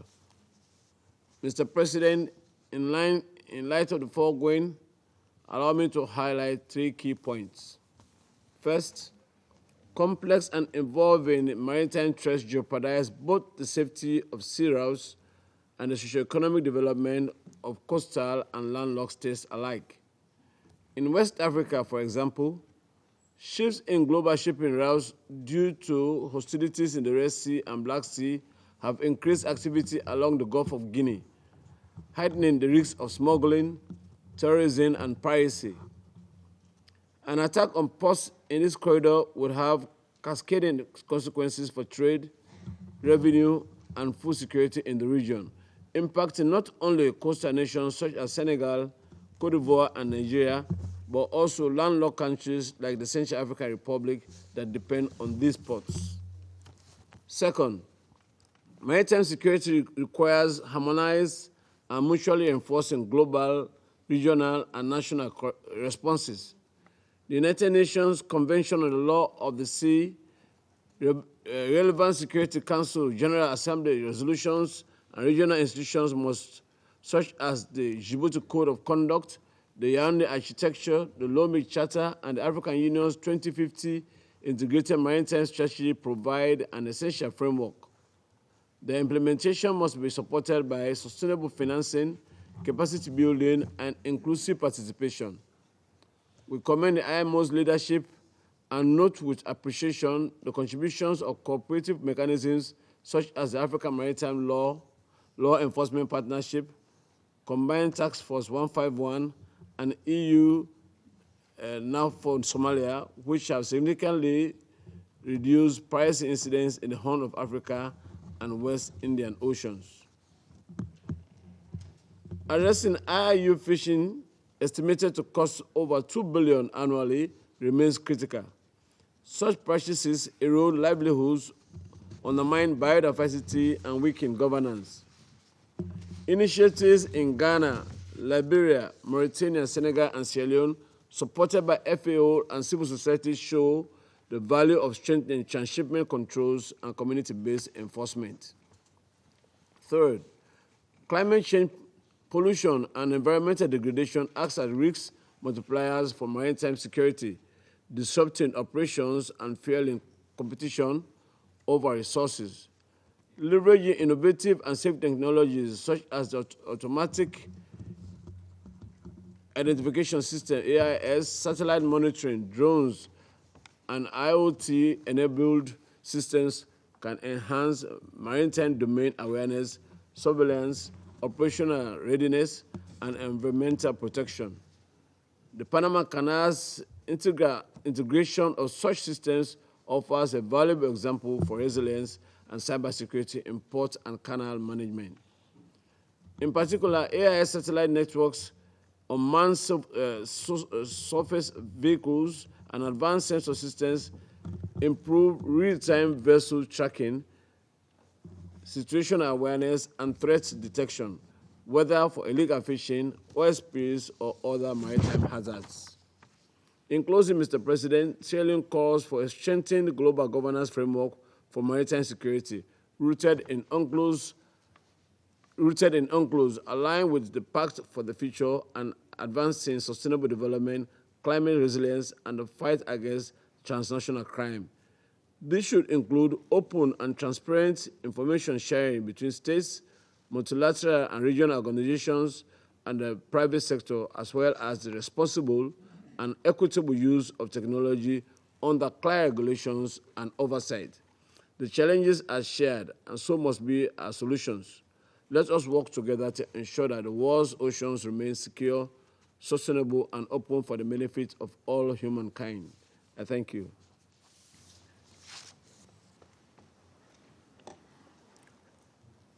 Muchas gracias. I thank Honorable representante de the Sierra Leona. distinguished representative of Doy la palabra Sierra al Leone, and I representante de now China. give the floor to the representative of China. 我感谢穆利诺总统主持今天的公开辩论会。 I thank President Molino for 感谢 presiding over 多 today's 名 open debate. 葛斯 I also 秘书长 thank IMO Secretary General 巴斯克斯局长 Dominguez, Panama Canal Authority 乌尔基 CEO 萨秘书长 Vasquez, 所 and 做的通 Interpol 报。 Secretary General Urquiza for their 海 briefings. 洋是人类生 Oceans 存 and 发展的 seas 重 are 要基础， vital to human survival 也 and 是文明 development. 交流 They 的 are also 天 a 然平 natural 台。 platform for intercivilizational 全球每 exchange. 天 Each 有 day, 超过 more than 10万艘商船 100,000 在海 commercial 上航 ships 行， sail across the seas, 承载了 carrying 80% over 以上的货物 80% 贸 of 易。 global cargo 海 trade. 洋已成为 Oceans and 连接 seas 人类 are 经济 the 社会活动 arteries 的大 that 动脉。 convey the lifeblood for 同时， economic and 当 social 前国际 activities. 形势 Meanwhile, 变乱 the 交织， current 各 international 类传 landscape 统 is 与 marked by 非传 both 统风险 change 挑战 and 持续 turbulence, 积 with 聚。 traditional and non-traditional risks 历 and 史遗 challenges 留问题与 snowballing. 现实利益冲 Historical 突 issues 错 and 综复 current 杂， conflicts of interest 海 intersect 上安 in 全 a 问题 complex 日益 tangle 引发关 in 注 the。context of which maritime 我们 security 要 is 凝聚 drawing 广泛共 increasing 识，采 attention. 取 We 负 must 责任 build 行动， broad-based consensus, take 共同守 responsible 护好 actions, 这片 and 蓝 work 色家 together 园。 to safeguard 我 our 愿提 blue 出 home. 4点 I would 建议。 like to offer 4第一， suggestions. 坚持 First, 国际法 international 治， rule 捍 of 卫 law 公 must 平 be 正义。 upheld and equity and justice 法治不彰， defended. Without 四海 rule of 安定。 law, peace across the 联合 seas 国 is 海洋法 nigh 公约 impossible 是 to 海洋 attain. 领域 The 的 UN 综合性 Convention 法 on 律 the 文 Law of 书 the，Sea is a comprehensive 与其他 legal 国际 instrument 条约 governing 和 oceans and 国际 seas. 和习惯 UNCLOS, 国际法 other 一道， pertinent 共 international 同构成 treaties, and 现代 customary 海洋秩序 international 的 law 支柱。 form the bedrock 我们 of 要 the 坚定 modern 维护 maritime 以国 order. 际法 We 为 must 基础 firmly 的 safeguard 国际 the 海洋秩序， international maritime order 完整、 anchored in 准确、 international law, 善意的解 interpret 释 and apply UNCLOS in its entirety to the letter and in good faith, and say no to selective application thereof and double standards. Second, law enforcement cooperation must be strengthened in combating maritime criminality. Maritime crimes such as piracy, armed robbery at sea, drug and arms trafficking, and human trafficking continue to be perpetrated frequently and increasingly operate hand in glove with inter alia, land-based conflicts and instability, transnational organized crime, and terrorism financing. Countries must intensify efforts to combat these crimes and enhance law enforcement cooperation to ensure the safety of navigation. It is essential to assist the affected countries in building law enforcement capacity while respecting the sovereignty of coastal states and to address the root causes of instability through poverty reduction and sustainable development. Third, dialogue and consultation must be promoted to maintain peace and stability. We must effectively implement Security Council Resolution 2788, improve crisis communication, strengthen regional cooperation, and commit ourselves to the peaceful resolution of disputes. Historical disputes over maritime territories and rights should be resolved through friendly consultations between the directly concerned parties. China is concerned by the continuation and escalation of tensions in the Red Sea and urges calm and restraint among the parties. We call on the Houthis to desist from attacks on commercial vessels and to keep international waterways safe and secure.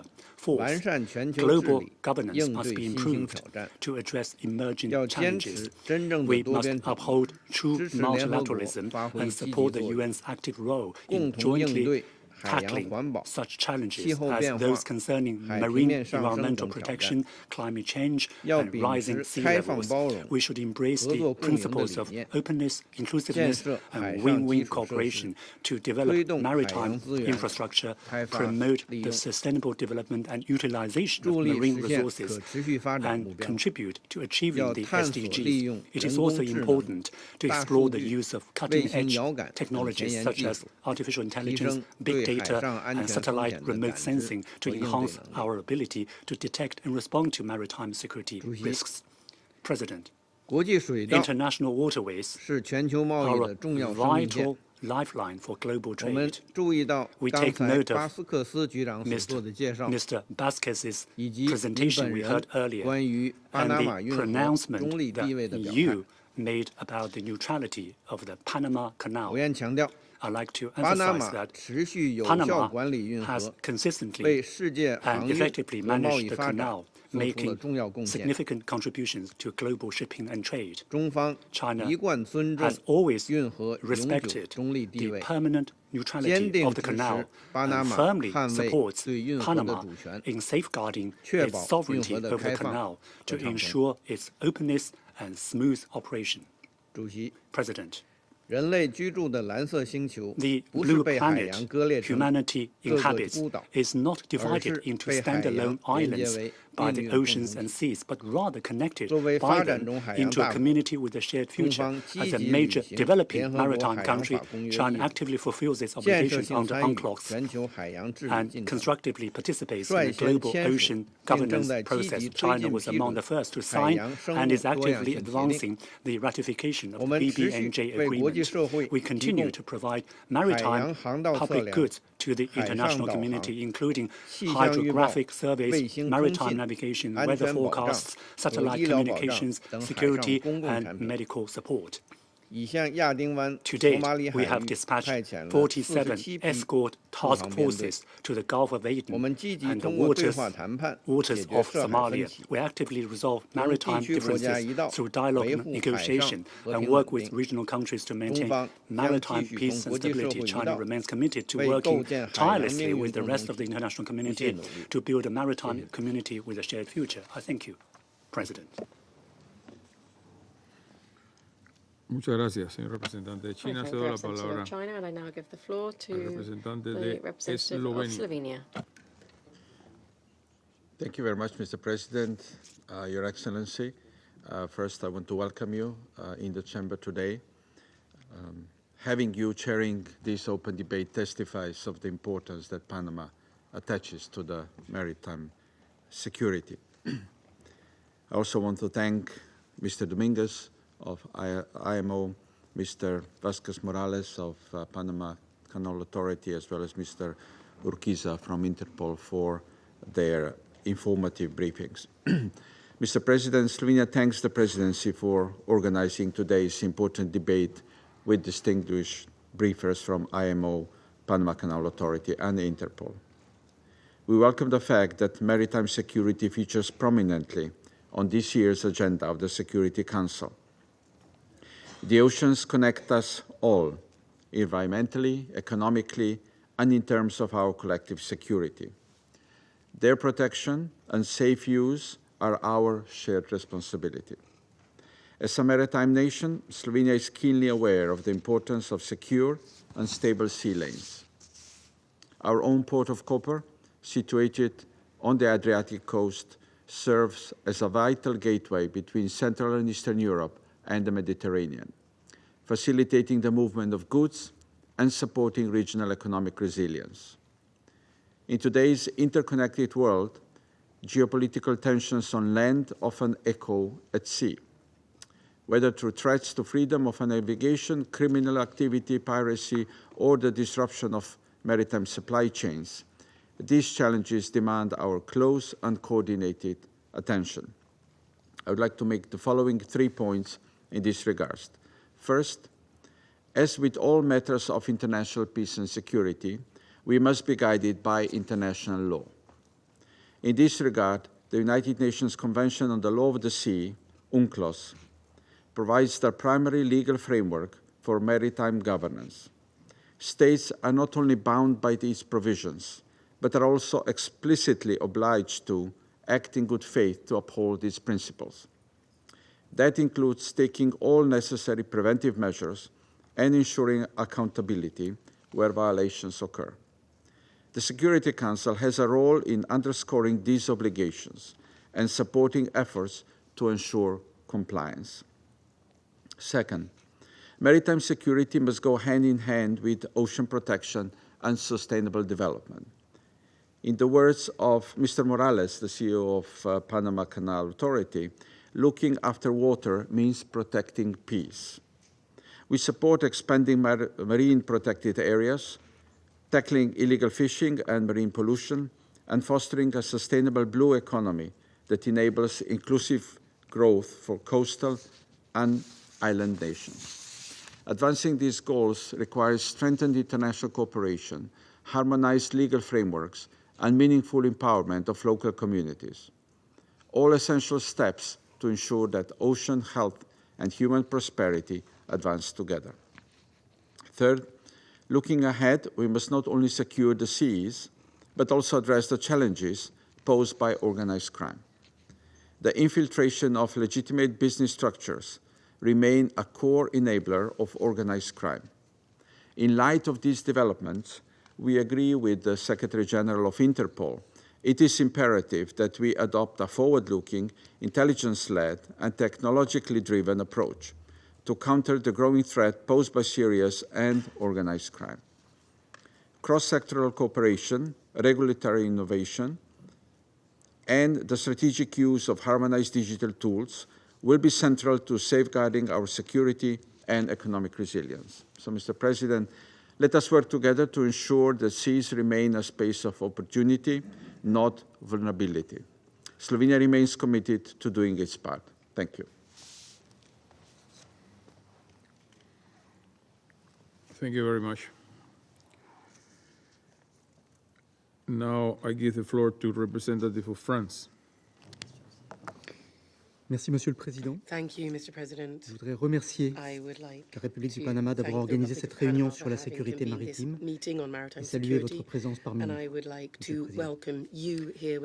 Je remercie également le secrétaire général de l'ONU, Arsenio Dominguez, ainsi que Messieurs Ricardo Vasquez Morales et Valdeci Huesa, le secrétaire général d'Interpol, pour leur présentation. Mr. President, En premier lieu,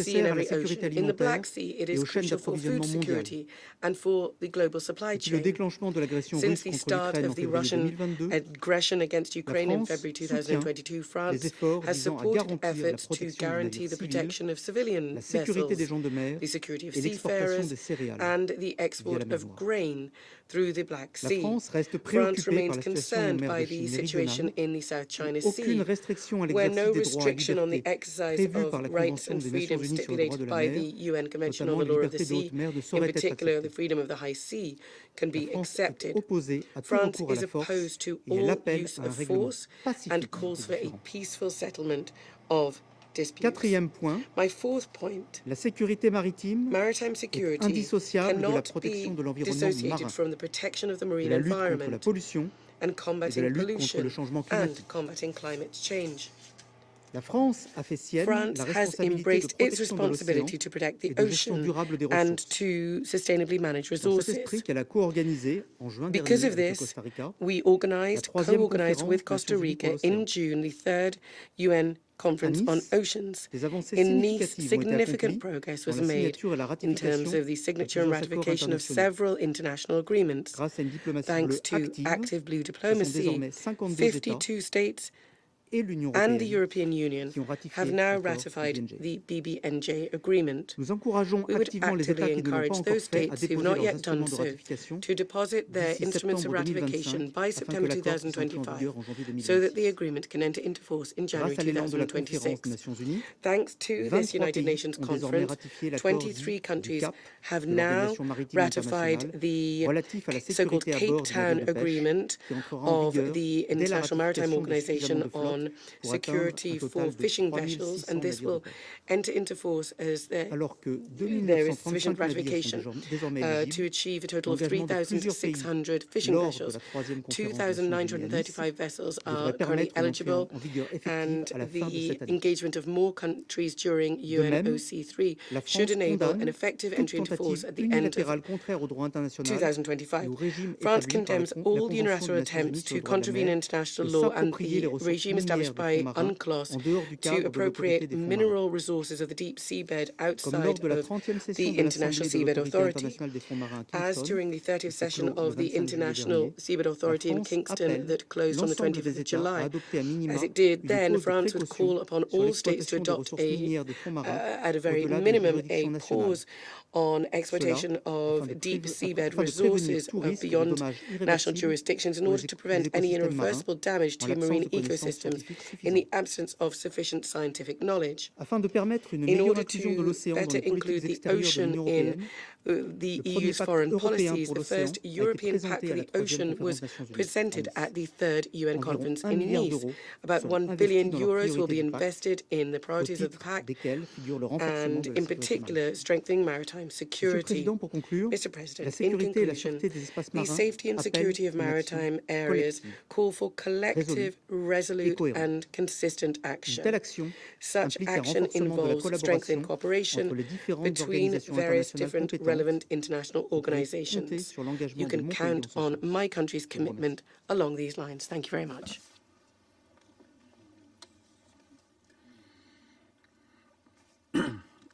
Gracias, honorable representante de I thank the Francia. representative of France for that Cedo statement, la palabra and I now give the al floor honorable representante to the de distinguished representative of Pakistan.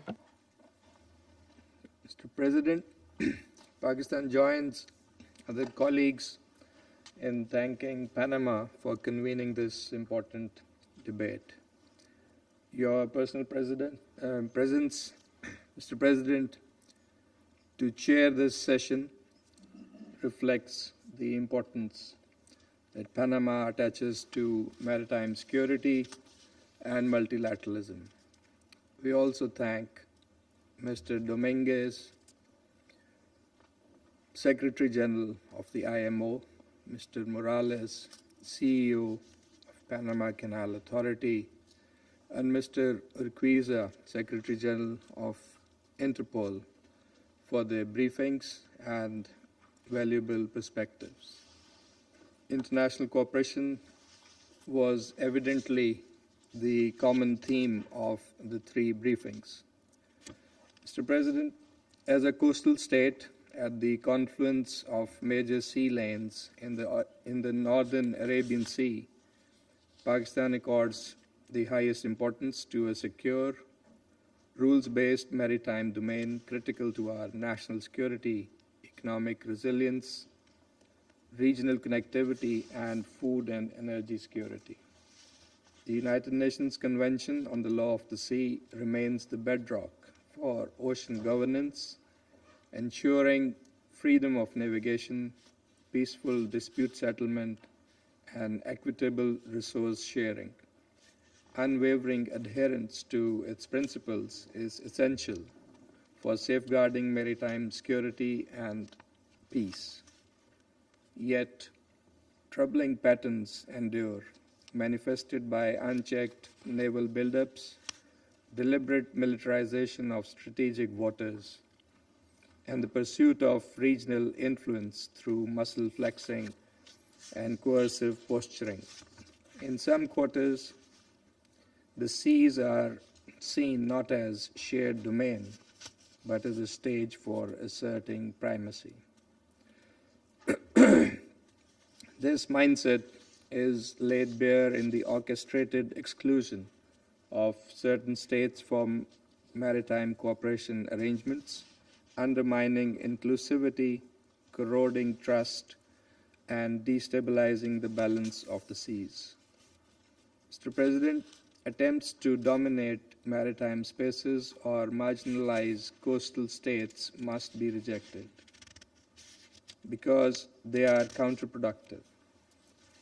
Oceans must remain zones of peace, prosperity, and inclusive development. Attacks on commercial shipping undermine maritime security and global trade. We condemn such acts, including the recent Red Sea incidents, and we support the Secretary General's call for restraint and protection of navigation routes. Mr. President, Pakistan regards the Arabian Sea as its fifth neighbor, a cornerstone of our economic ambition and strategic horizon. Positioned at the junction of vital sea lanes, Pakistan is uniquely placed to serve as a premier transshipment hub and the primary gateway linking the landlocked heart of Central Asia with the global trading system. Pakistan remains a long-standing and active contributor to international maritime security. Our Navy participates in combined maritime forces, task forces 150 and 151, and conducts regular regional maritime security patrols to ensure safe and secure seas. Pakistan also takes pride in regularly hosting the multinational exercise Aman in Karachi, which is one of the largest naval gatherings in the region. The 9th edition of Aman, held in February this year, brought together over 60 navies from across the world in a demonstration of unity and shared commitment to cooperative security at sea. This platform fosters interoperability, builds trust, and strengthens collective capacity to address evolving maritime challenges. At the national level, we have enhanced coordination through the Joint Maritime Information Coordination Center, JMICC, while expanding satellite-based monitoring in collaboration with SUPACO, Pakistan Space and Upper Atmosphere Research Commission. Through the integration of AI-driven surveillance and advanced vessel tracking systems, JMICC has improved response times, facilitated the rescue of more than 1,800 lives, and played a critical role in countering transnational crimes at sea. Looking ahead, we are deploying vessel traffic management information systems across key ports to enhance navigational safety, improve maritime domain awareness, and strengthen our overall maritime security architecture. Mr. President, emerging technologies, AI, satellite monitoring, and analytics are transforming maritime security, but they are also posing certain cyber weaponization and inequality risks. They must be developed responsibly with equitable access and safeguards. At the same time, climate change is intensifying maritime risks. Pakistan supports embedding the climate-ocean security nexus, appropriately into global and inclusive frameworks to enable vulnerable coastal states to adapt and thrive. Mr. President, as we have heard around the table, maritime security is integral to global peace and stability. We must reject any attempts to turn the seas into arenas of strategic rivalry and should instead reaffirm our commitment to multilateralism, inclusivity, and cooperation. In this regard, Pakistan proposes the following. First, enhance the capacity of developing countries through targeted technology transfer, maritime domain awareness tools, and joint training programs. Second, establish a global early warning and rapid response mechanism to address piracy, trafficking, illegal fishing, and maritime accidents in real time. Third, adopt a collaborative approach to emerging maritime technologies, including AI and autonomous systems, to avoid turning the seas into an arena of conflict, while ensuring that the development aligns with international law and ongoing global processes. Fourth, foster regional dialogue and trust building to deter hegemonic designs and preserve open sea lanes vital to global trade. And fifth, integrate climate resilience and disaster response capabilities into maritime security strategies, protecting coastal communities and safeguarding sea-based trade. Mr. President, the oceans connect us all. Pakistan stands ready to work with all countries to safeguard the maritime domain, uphold international law, and ensure our oceans remain open, peaceful, and shared for the benefit of all humankind. I thank you. Muchas gracias. I thank the representative Señor representante of de Pakistán. Pakistan. Damos la palabra al I now give representante the del floor to Reino the Unido. representative of the United Kingdom. Thank you, President Jose Raul Mulino, for convening this important meeting during Panama's presidency of this Council. I also thank all the briefers for their insightful presentations. The United Kingdom commends Panama's leadership in upholding international maritime standards through its work to remove ships from its registry that fall short of international regulations. We further recognise the strategic importance of the Panama Canal to maritime security and flows in international trade. As a fellow maritime nation, the UK emphasises the importance of keeping trade routes open and secure. They are vital to our shared economic prosperity. We reaffirm our commitment to the UN Convention on the Law of the Sea as the legal framework for all activities in the ocean and seas. But we note with deep concern that the rule of law and the safety of our sea lanes is being eroded. This includes reckless Houthi attacks in the Red Sea, which the United Kingdom unequivocally condemns. We call for the immediate cessation of such attacks and full respect for freedom of navigation. As we've heard from the briefers, other illicit activities, including illegal fishing, smuggling, and illegal migration, pose further threats to maritime security. The UK is implementing programmes to target organised crime groups and disrupt such activities taking place across maritime routes and seaways. We are also supporting capacity building and the strengthening of governance at seaports. Tackling these challenges means working with international partners across all regions. This includes collaboration through the IMO as the preeminent global forum for maritime issues. For our part, the UK is leading efforts together with the IMO, member states and industry to develop a maritime cyber code to enhance the resilience of ports, ships and the digital ecosystem. President, collective action is vital to secure the safety of our seas for future generations. The UK stands ready to work with all member states in support of this shared objective, and I thank you.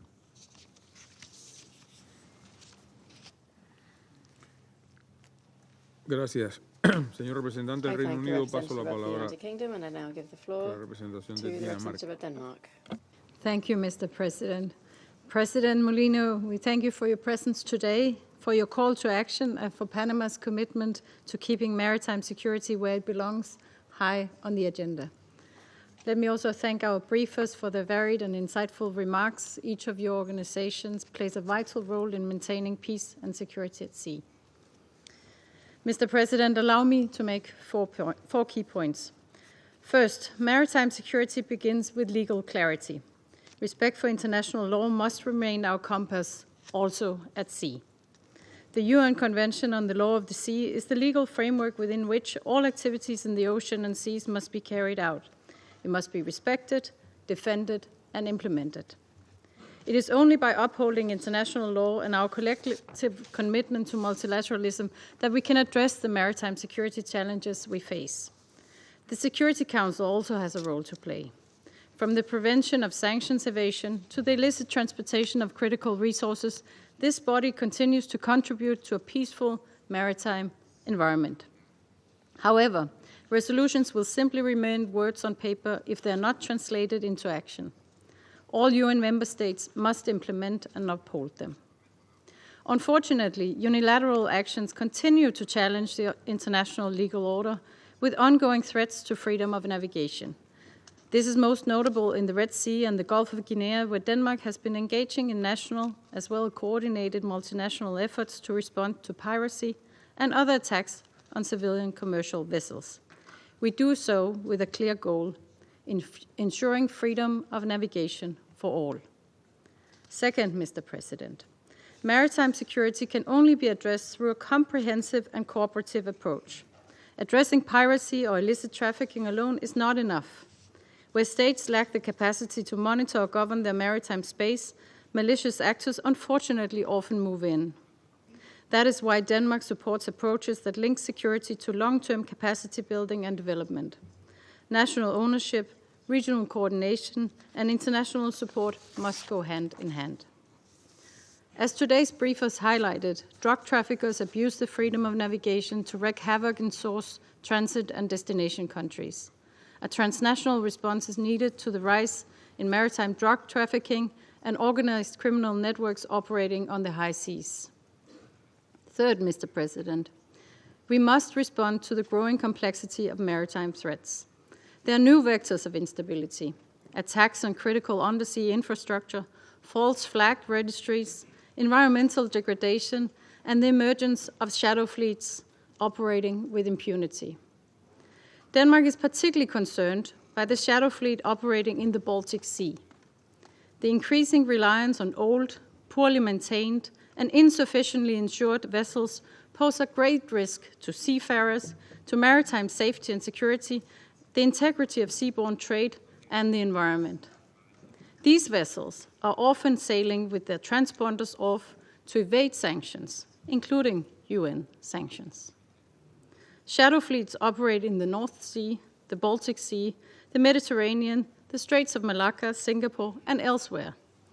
The rules of the sea are being deliberately tested and undermined. An international solution is needed. Denmark supports greater transparency, including improved vessel tracking, registry integrity, and industry cooperation to close regulatory loopholes. Mr. President, protecting critical undersea infrastructure is vital for the functioning of our interconnected societies. Attacks on such infrastructure are deplorable and must be prevented.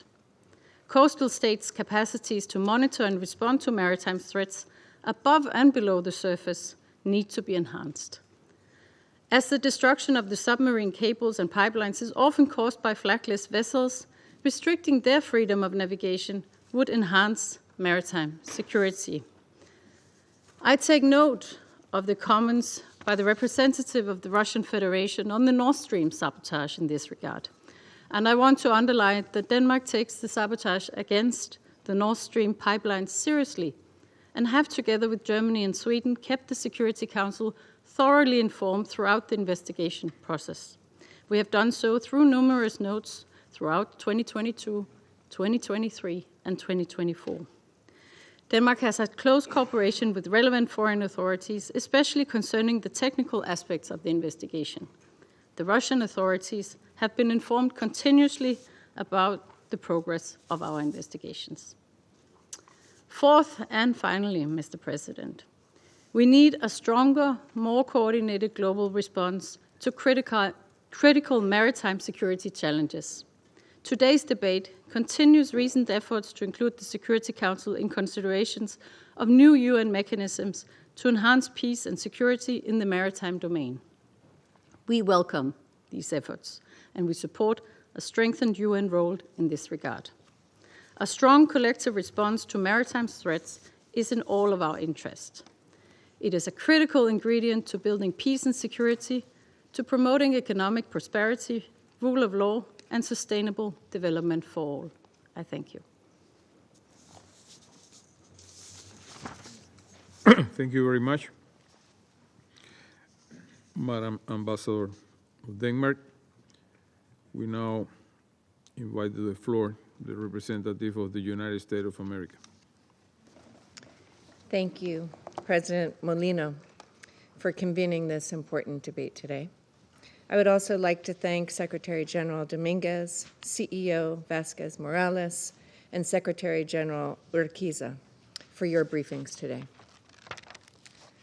The Panama Canal is one of the world's great instruments of commerce and economic security. It remains an historic engineering achievement, built at great cost by the United States and upheld by the United States security guarantees. The United States and Panama have been strong partners on maritime security. We support Panama's increasing vigilance in responding to malicious maritime cyber activities.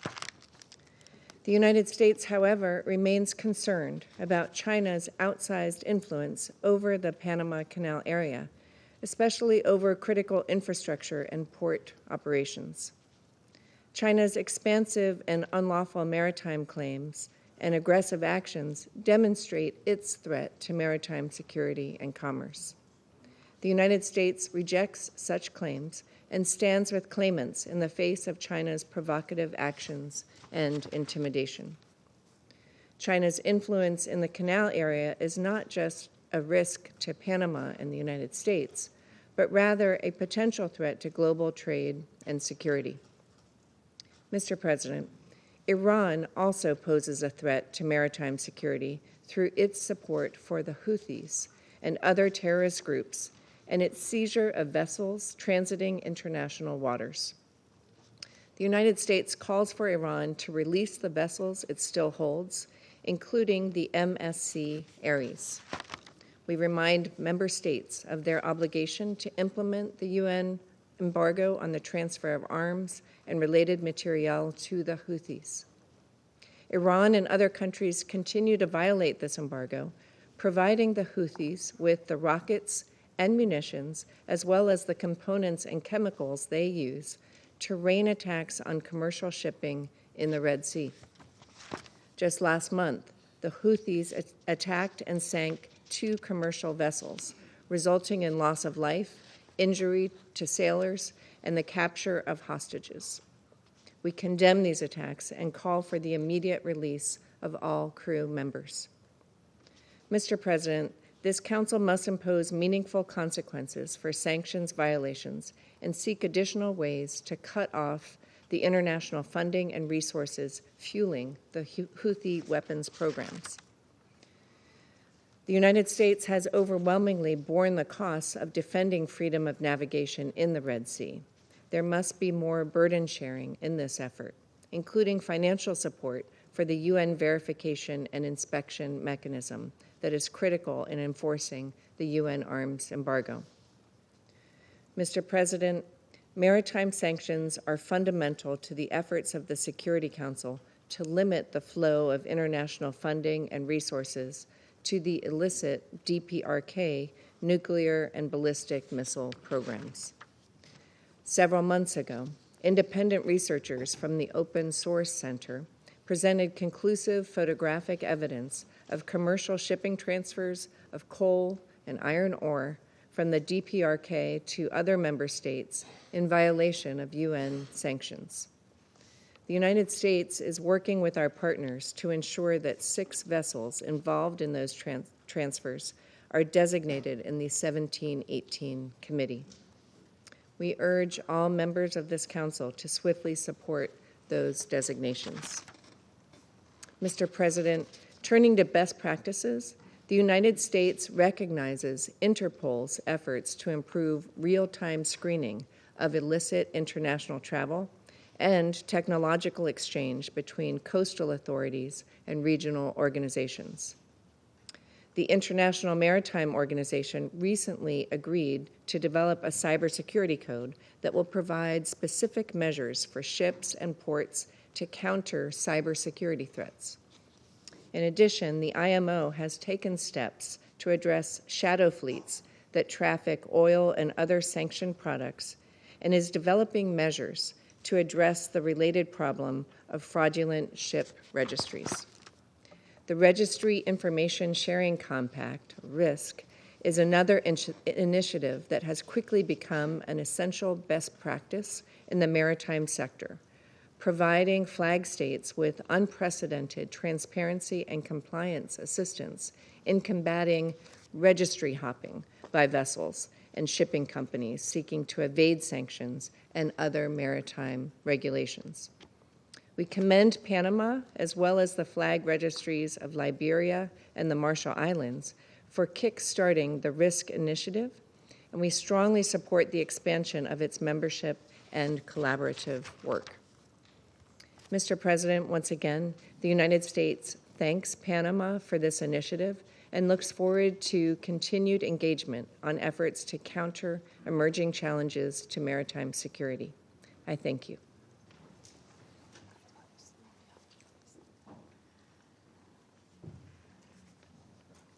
Muchas gracias. Señora I representante thank de the los Estados representative Unidos, doy of la the palabra al United States, and I representante de give the floor to Somalia. the representative of Somalia.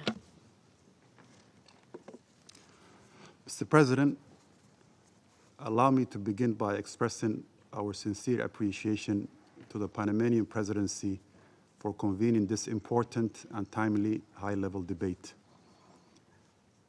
We also extend a warm welcome to you, Excellency Mr. Jose Raul Molino, President of the Republic of Panama, for chairing this session, underscoring the profound importance and the urgency with which the international community views the challenges to global maritime security. I also thank Mr. Dominguez, IMO Secretary General, Mr. Morales, COO of Panama Canal Authority, and Mr. Urquez, Secretary General of Interpol, for their contribution, which highlights the multifaceted nature of the challenges at hand and the necessity for comprehensive, integrated solutions. For Somalia, and indeed for the entire African continent, the security and sustainable management of our maritime domain are matters of deep significance. Somalia stands as a nation possessing one of the longest coastlines along the mainland of Africa. The security of the Indian Ocean and the Red Sea are especially vital, not just for my country and our neighbors, but for the entire global community. These waters are essential arteries of international commerce, connecting continents and carrying a significant share of the world's trade. Any threat to their stability has direct repercussions for global supply chains, economic growth, and international peace. In that regard, I would like to make the following 3 points. First, capacity building and technology transfer are paramount. It's widely recognized that efforts to address maritime threats are most effective when coastal states possess necessary capacities and capabilities, since they have the primary responsibility. It is essential that such cooperation continues to be strengthened while fully respecting the sovereignty and the leadership of coastal states. Many countries, particularly in Africa, continue to require sustained support to strengthen maritime law enforcement, surveillance, and judicial processes. We underscore the importance of tailored training, access to advanced technologies, and investment in human and institutional resources. The African Union's 2050 Integrated Maritime Strategy and the Lomé Charter clearly articulates such priorities, serving as important roadmaps for national and regional resilience. Second, we believe effective maritime security requires coordinated and holistic approach to address the root causes. It's imperative to recognize that maritime security is closely linked to sustainable development on land. Poverty and unemployment often serve as significant drivers pushing individuals, in particular the youth, towards criminal activities at sea. Coastal states continue to face an evolving area of risks and threats to maritime security. Among these, illegal, unreported, and unregulated fishing stands out as particularly significant and devastating impact on coastal communities, and is also considered as one of the root causes of sea piracy. This transnational crime not only depletes vital marine resources, but also causes severe degradation and lasting, often reversible damage to crucial ocean ecosystems. The pervasive nature of the IUU fishing exemplifies how environmental transgressions can directly translate into economic, international instability and security vulnerabilities, in particular, for ocean-dependent nations. African Union's Blue Economy Initiative, which aims to foster sustainable livelihoods and responsible stewardship of marine resources, represents a critical avenue for addressing the underlying drivers of maritime insecurity. We encourage greater international support for these initiatives, which are vital for ensuring long-term stability in sea and on land. Third, upholding international law remains fundamental. The United Nations Convention on the Law of the Sea and other relevant instruments provide the legal foundation for the peaceful and cooperative use of our oceans. Respect for these obligations and for the sovereignty and territorial integrity of states is essential for building trust and ensuring effective action. Somalia attaches great importance to the full and effective implementation of these frameworks and encourages continued international assistance for states working to develop and align national legislations accordingly. To conclude, Mr. President, my delegation reaffirms its commitment to working constructively with Security Council and the wider international community to realize the vision of safe, secure, and prosperous sea for all. I thank you.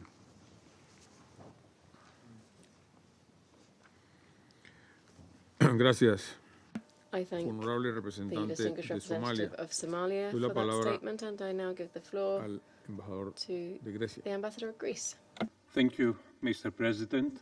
At the outset, allow me to commend Panama for convening this timely and important meeting, and to congratulate you, Your Excellency, President Mulino, for leading today's debate on maritime security, a cornerstone of the modern interconnected world, and a matter of high priority for both our countries.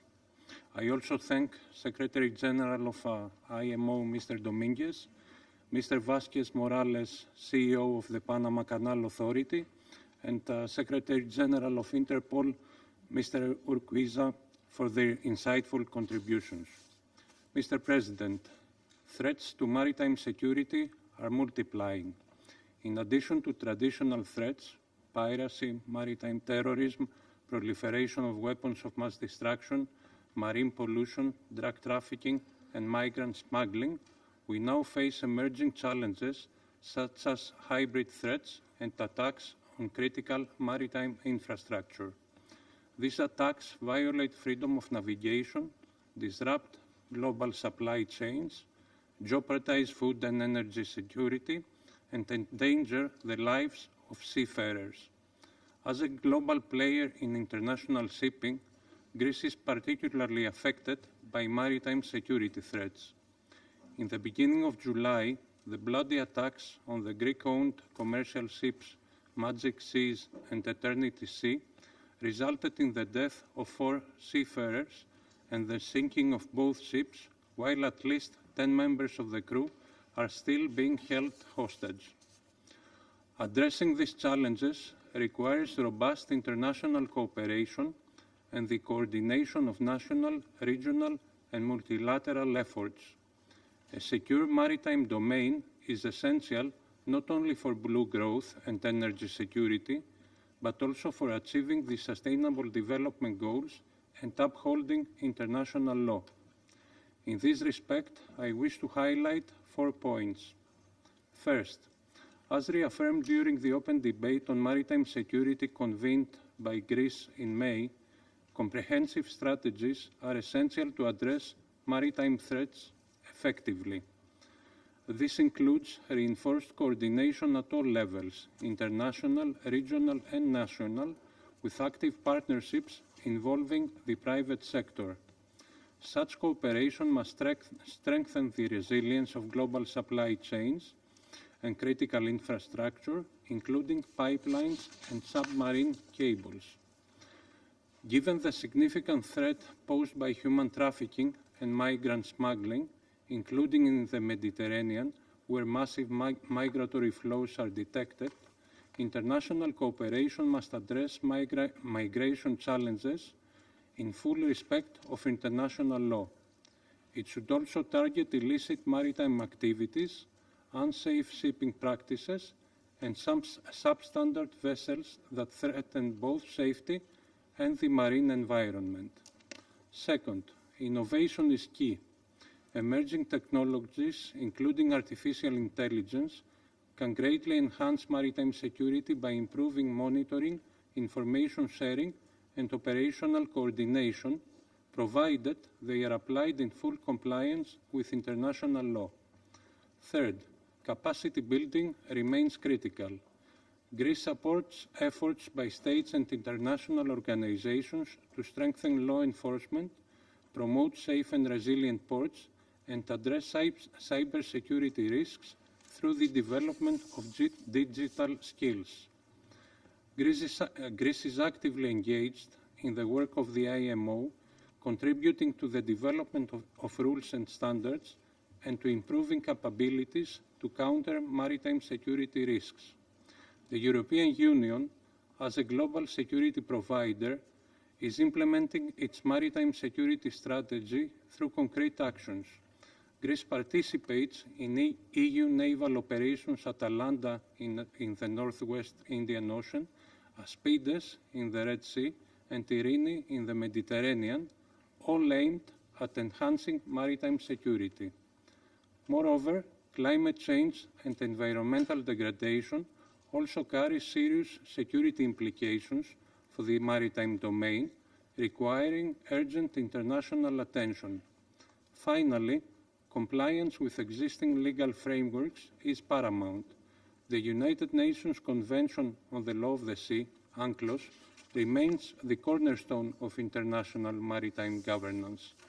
Its central and universal role was reaffirmed during our May debate, underscoring that UNCLOS provides the comprehensive framework for addressing both traditional and emerging threats. In conclusion, Mr. President, Greece supports a strengthened role for the United Nations in addressing maritime security challenges. We see a clear need for more structured, coordinated, and sustained UN engagement to counter these threats effectively. Maritime security will remain a priority for my delegation during our term on the Security Council. We are committed to keeping it high on the Council's agenda and to working with all partners to prevent and respond to threats, thereby maintaining international peace and security. I thank you.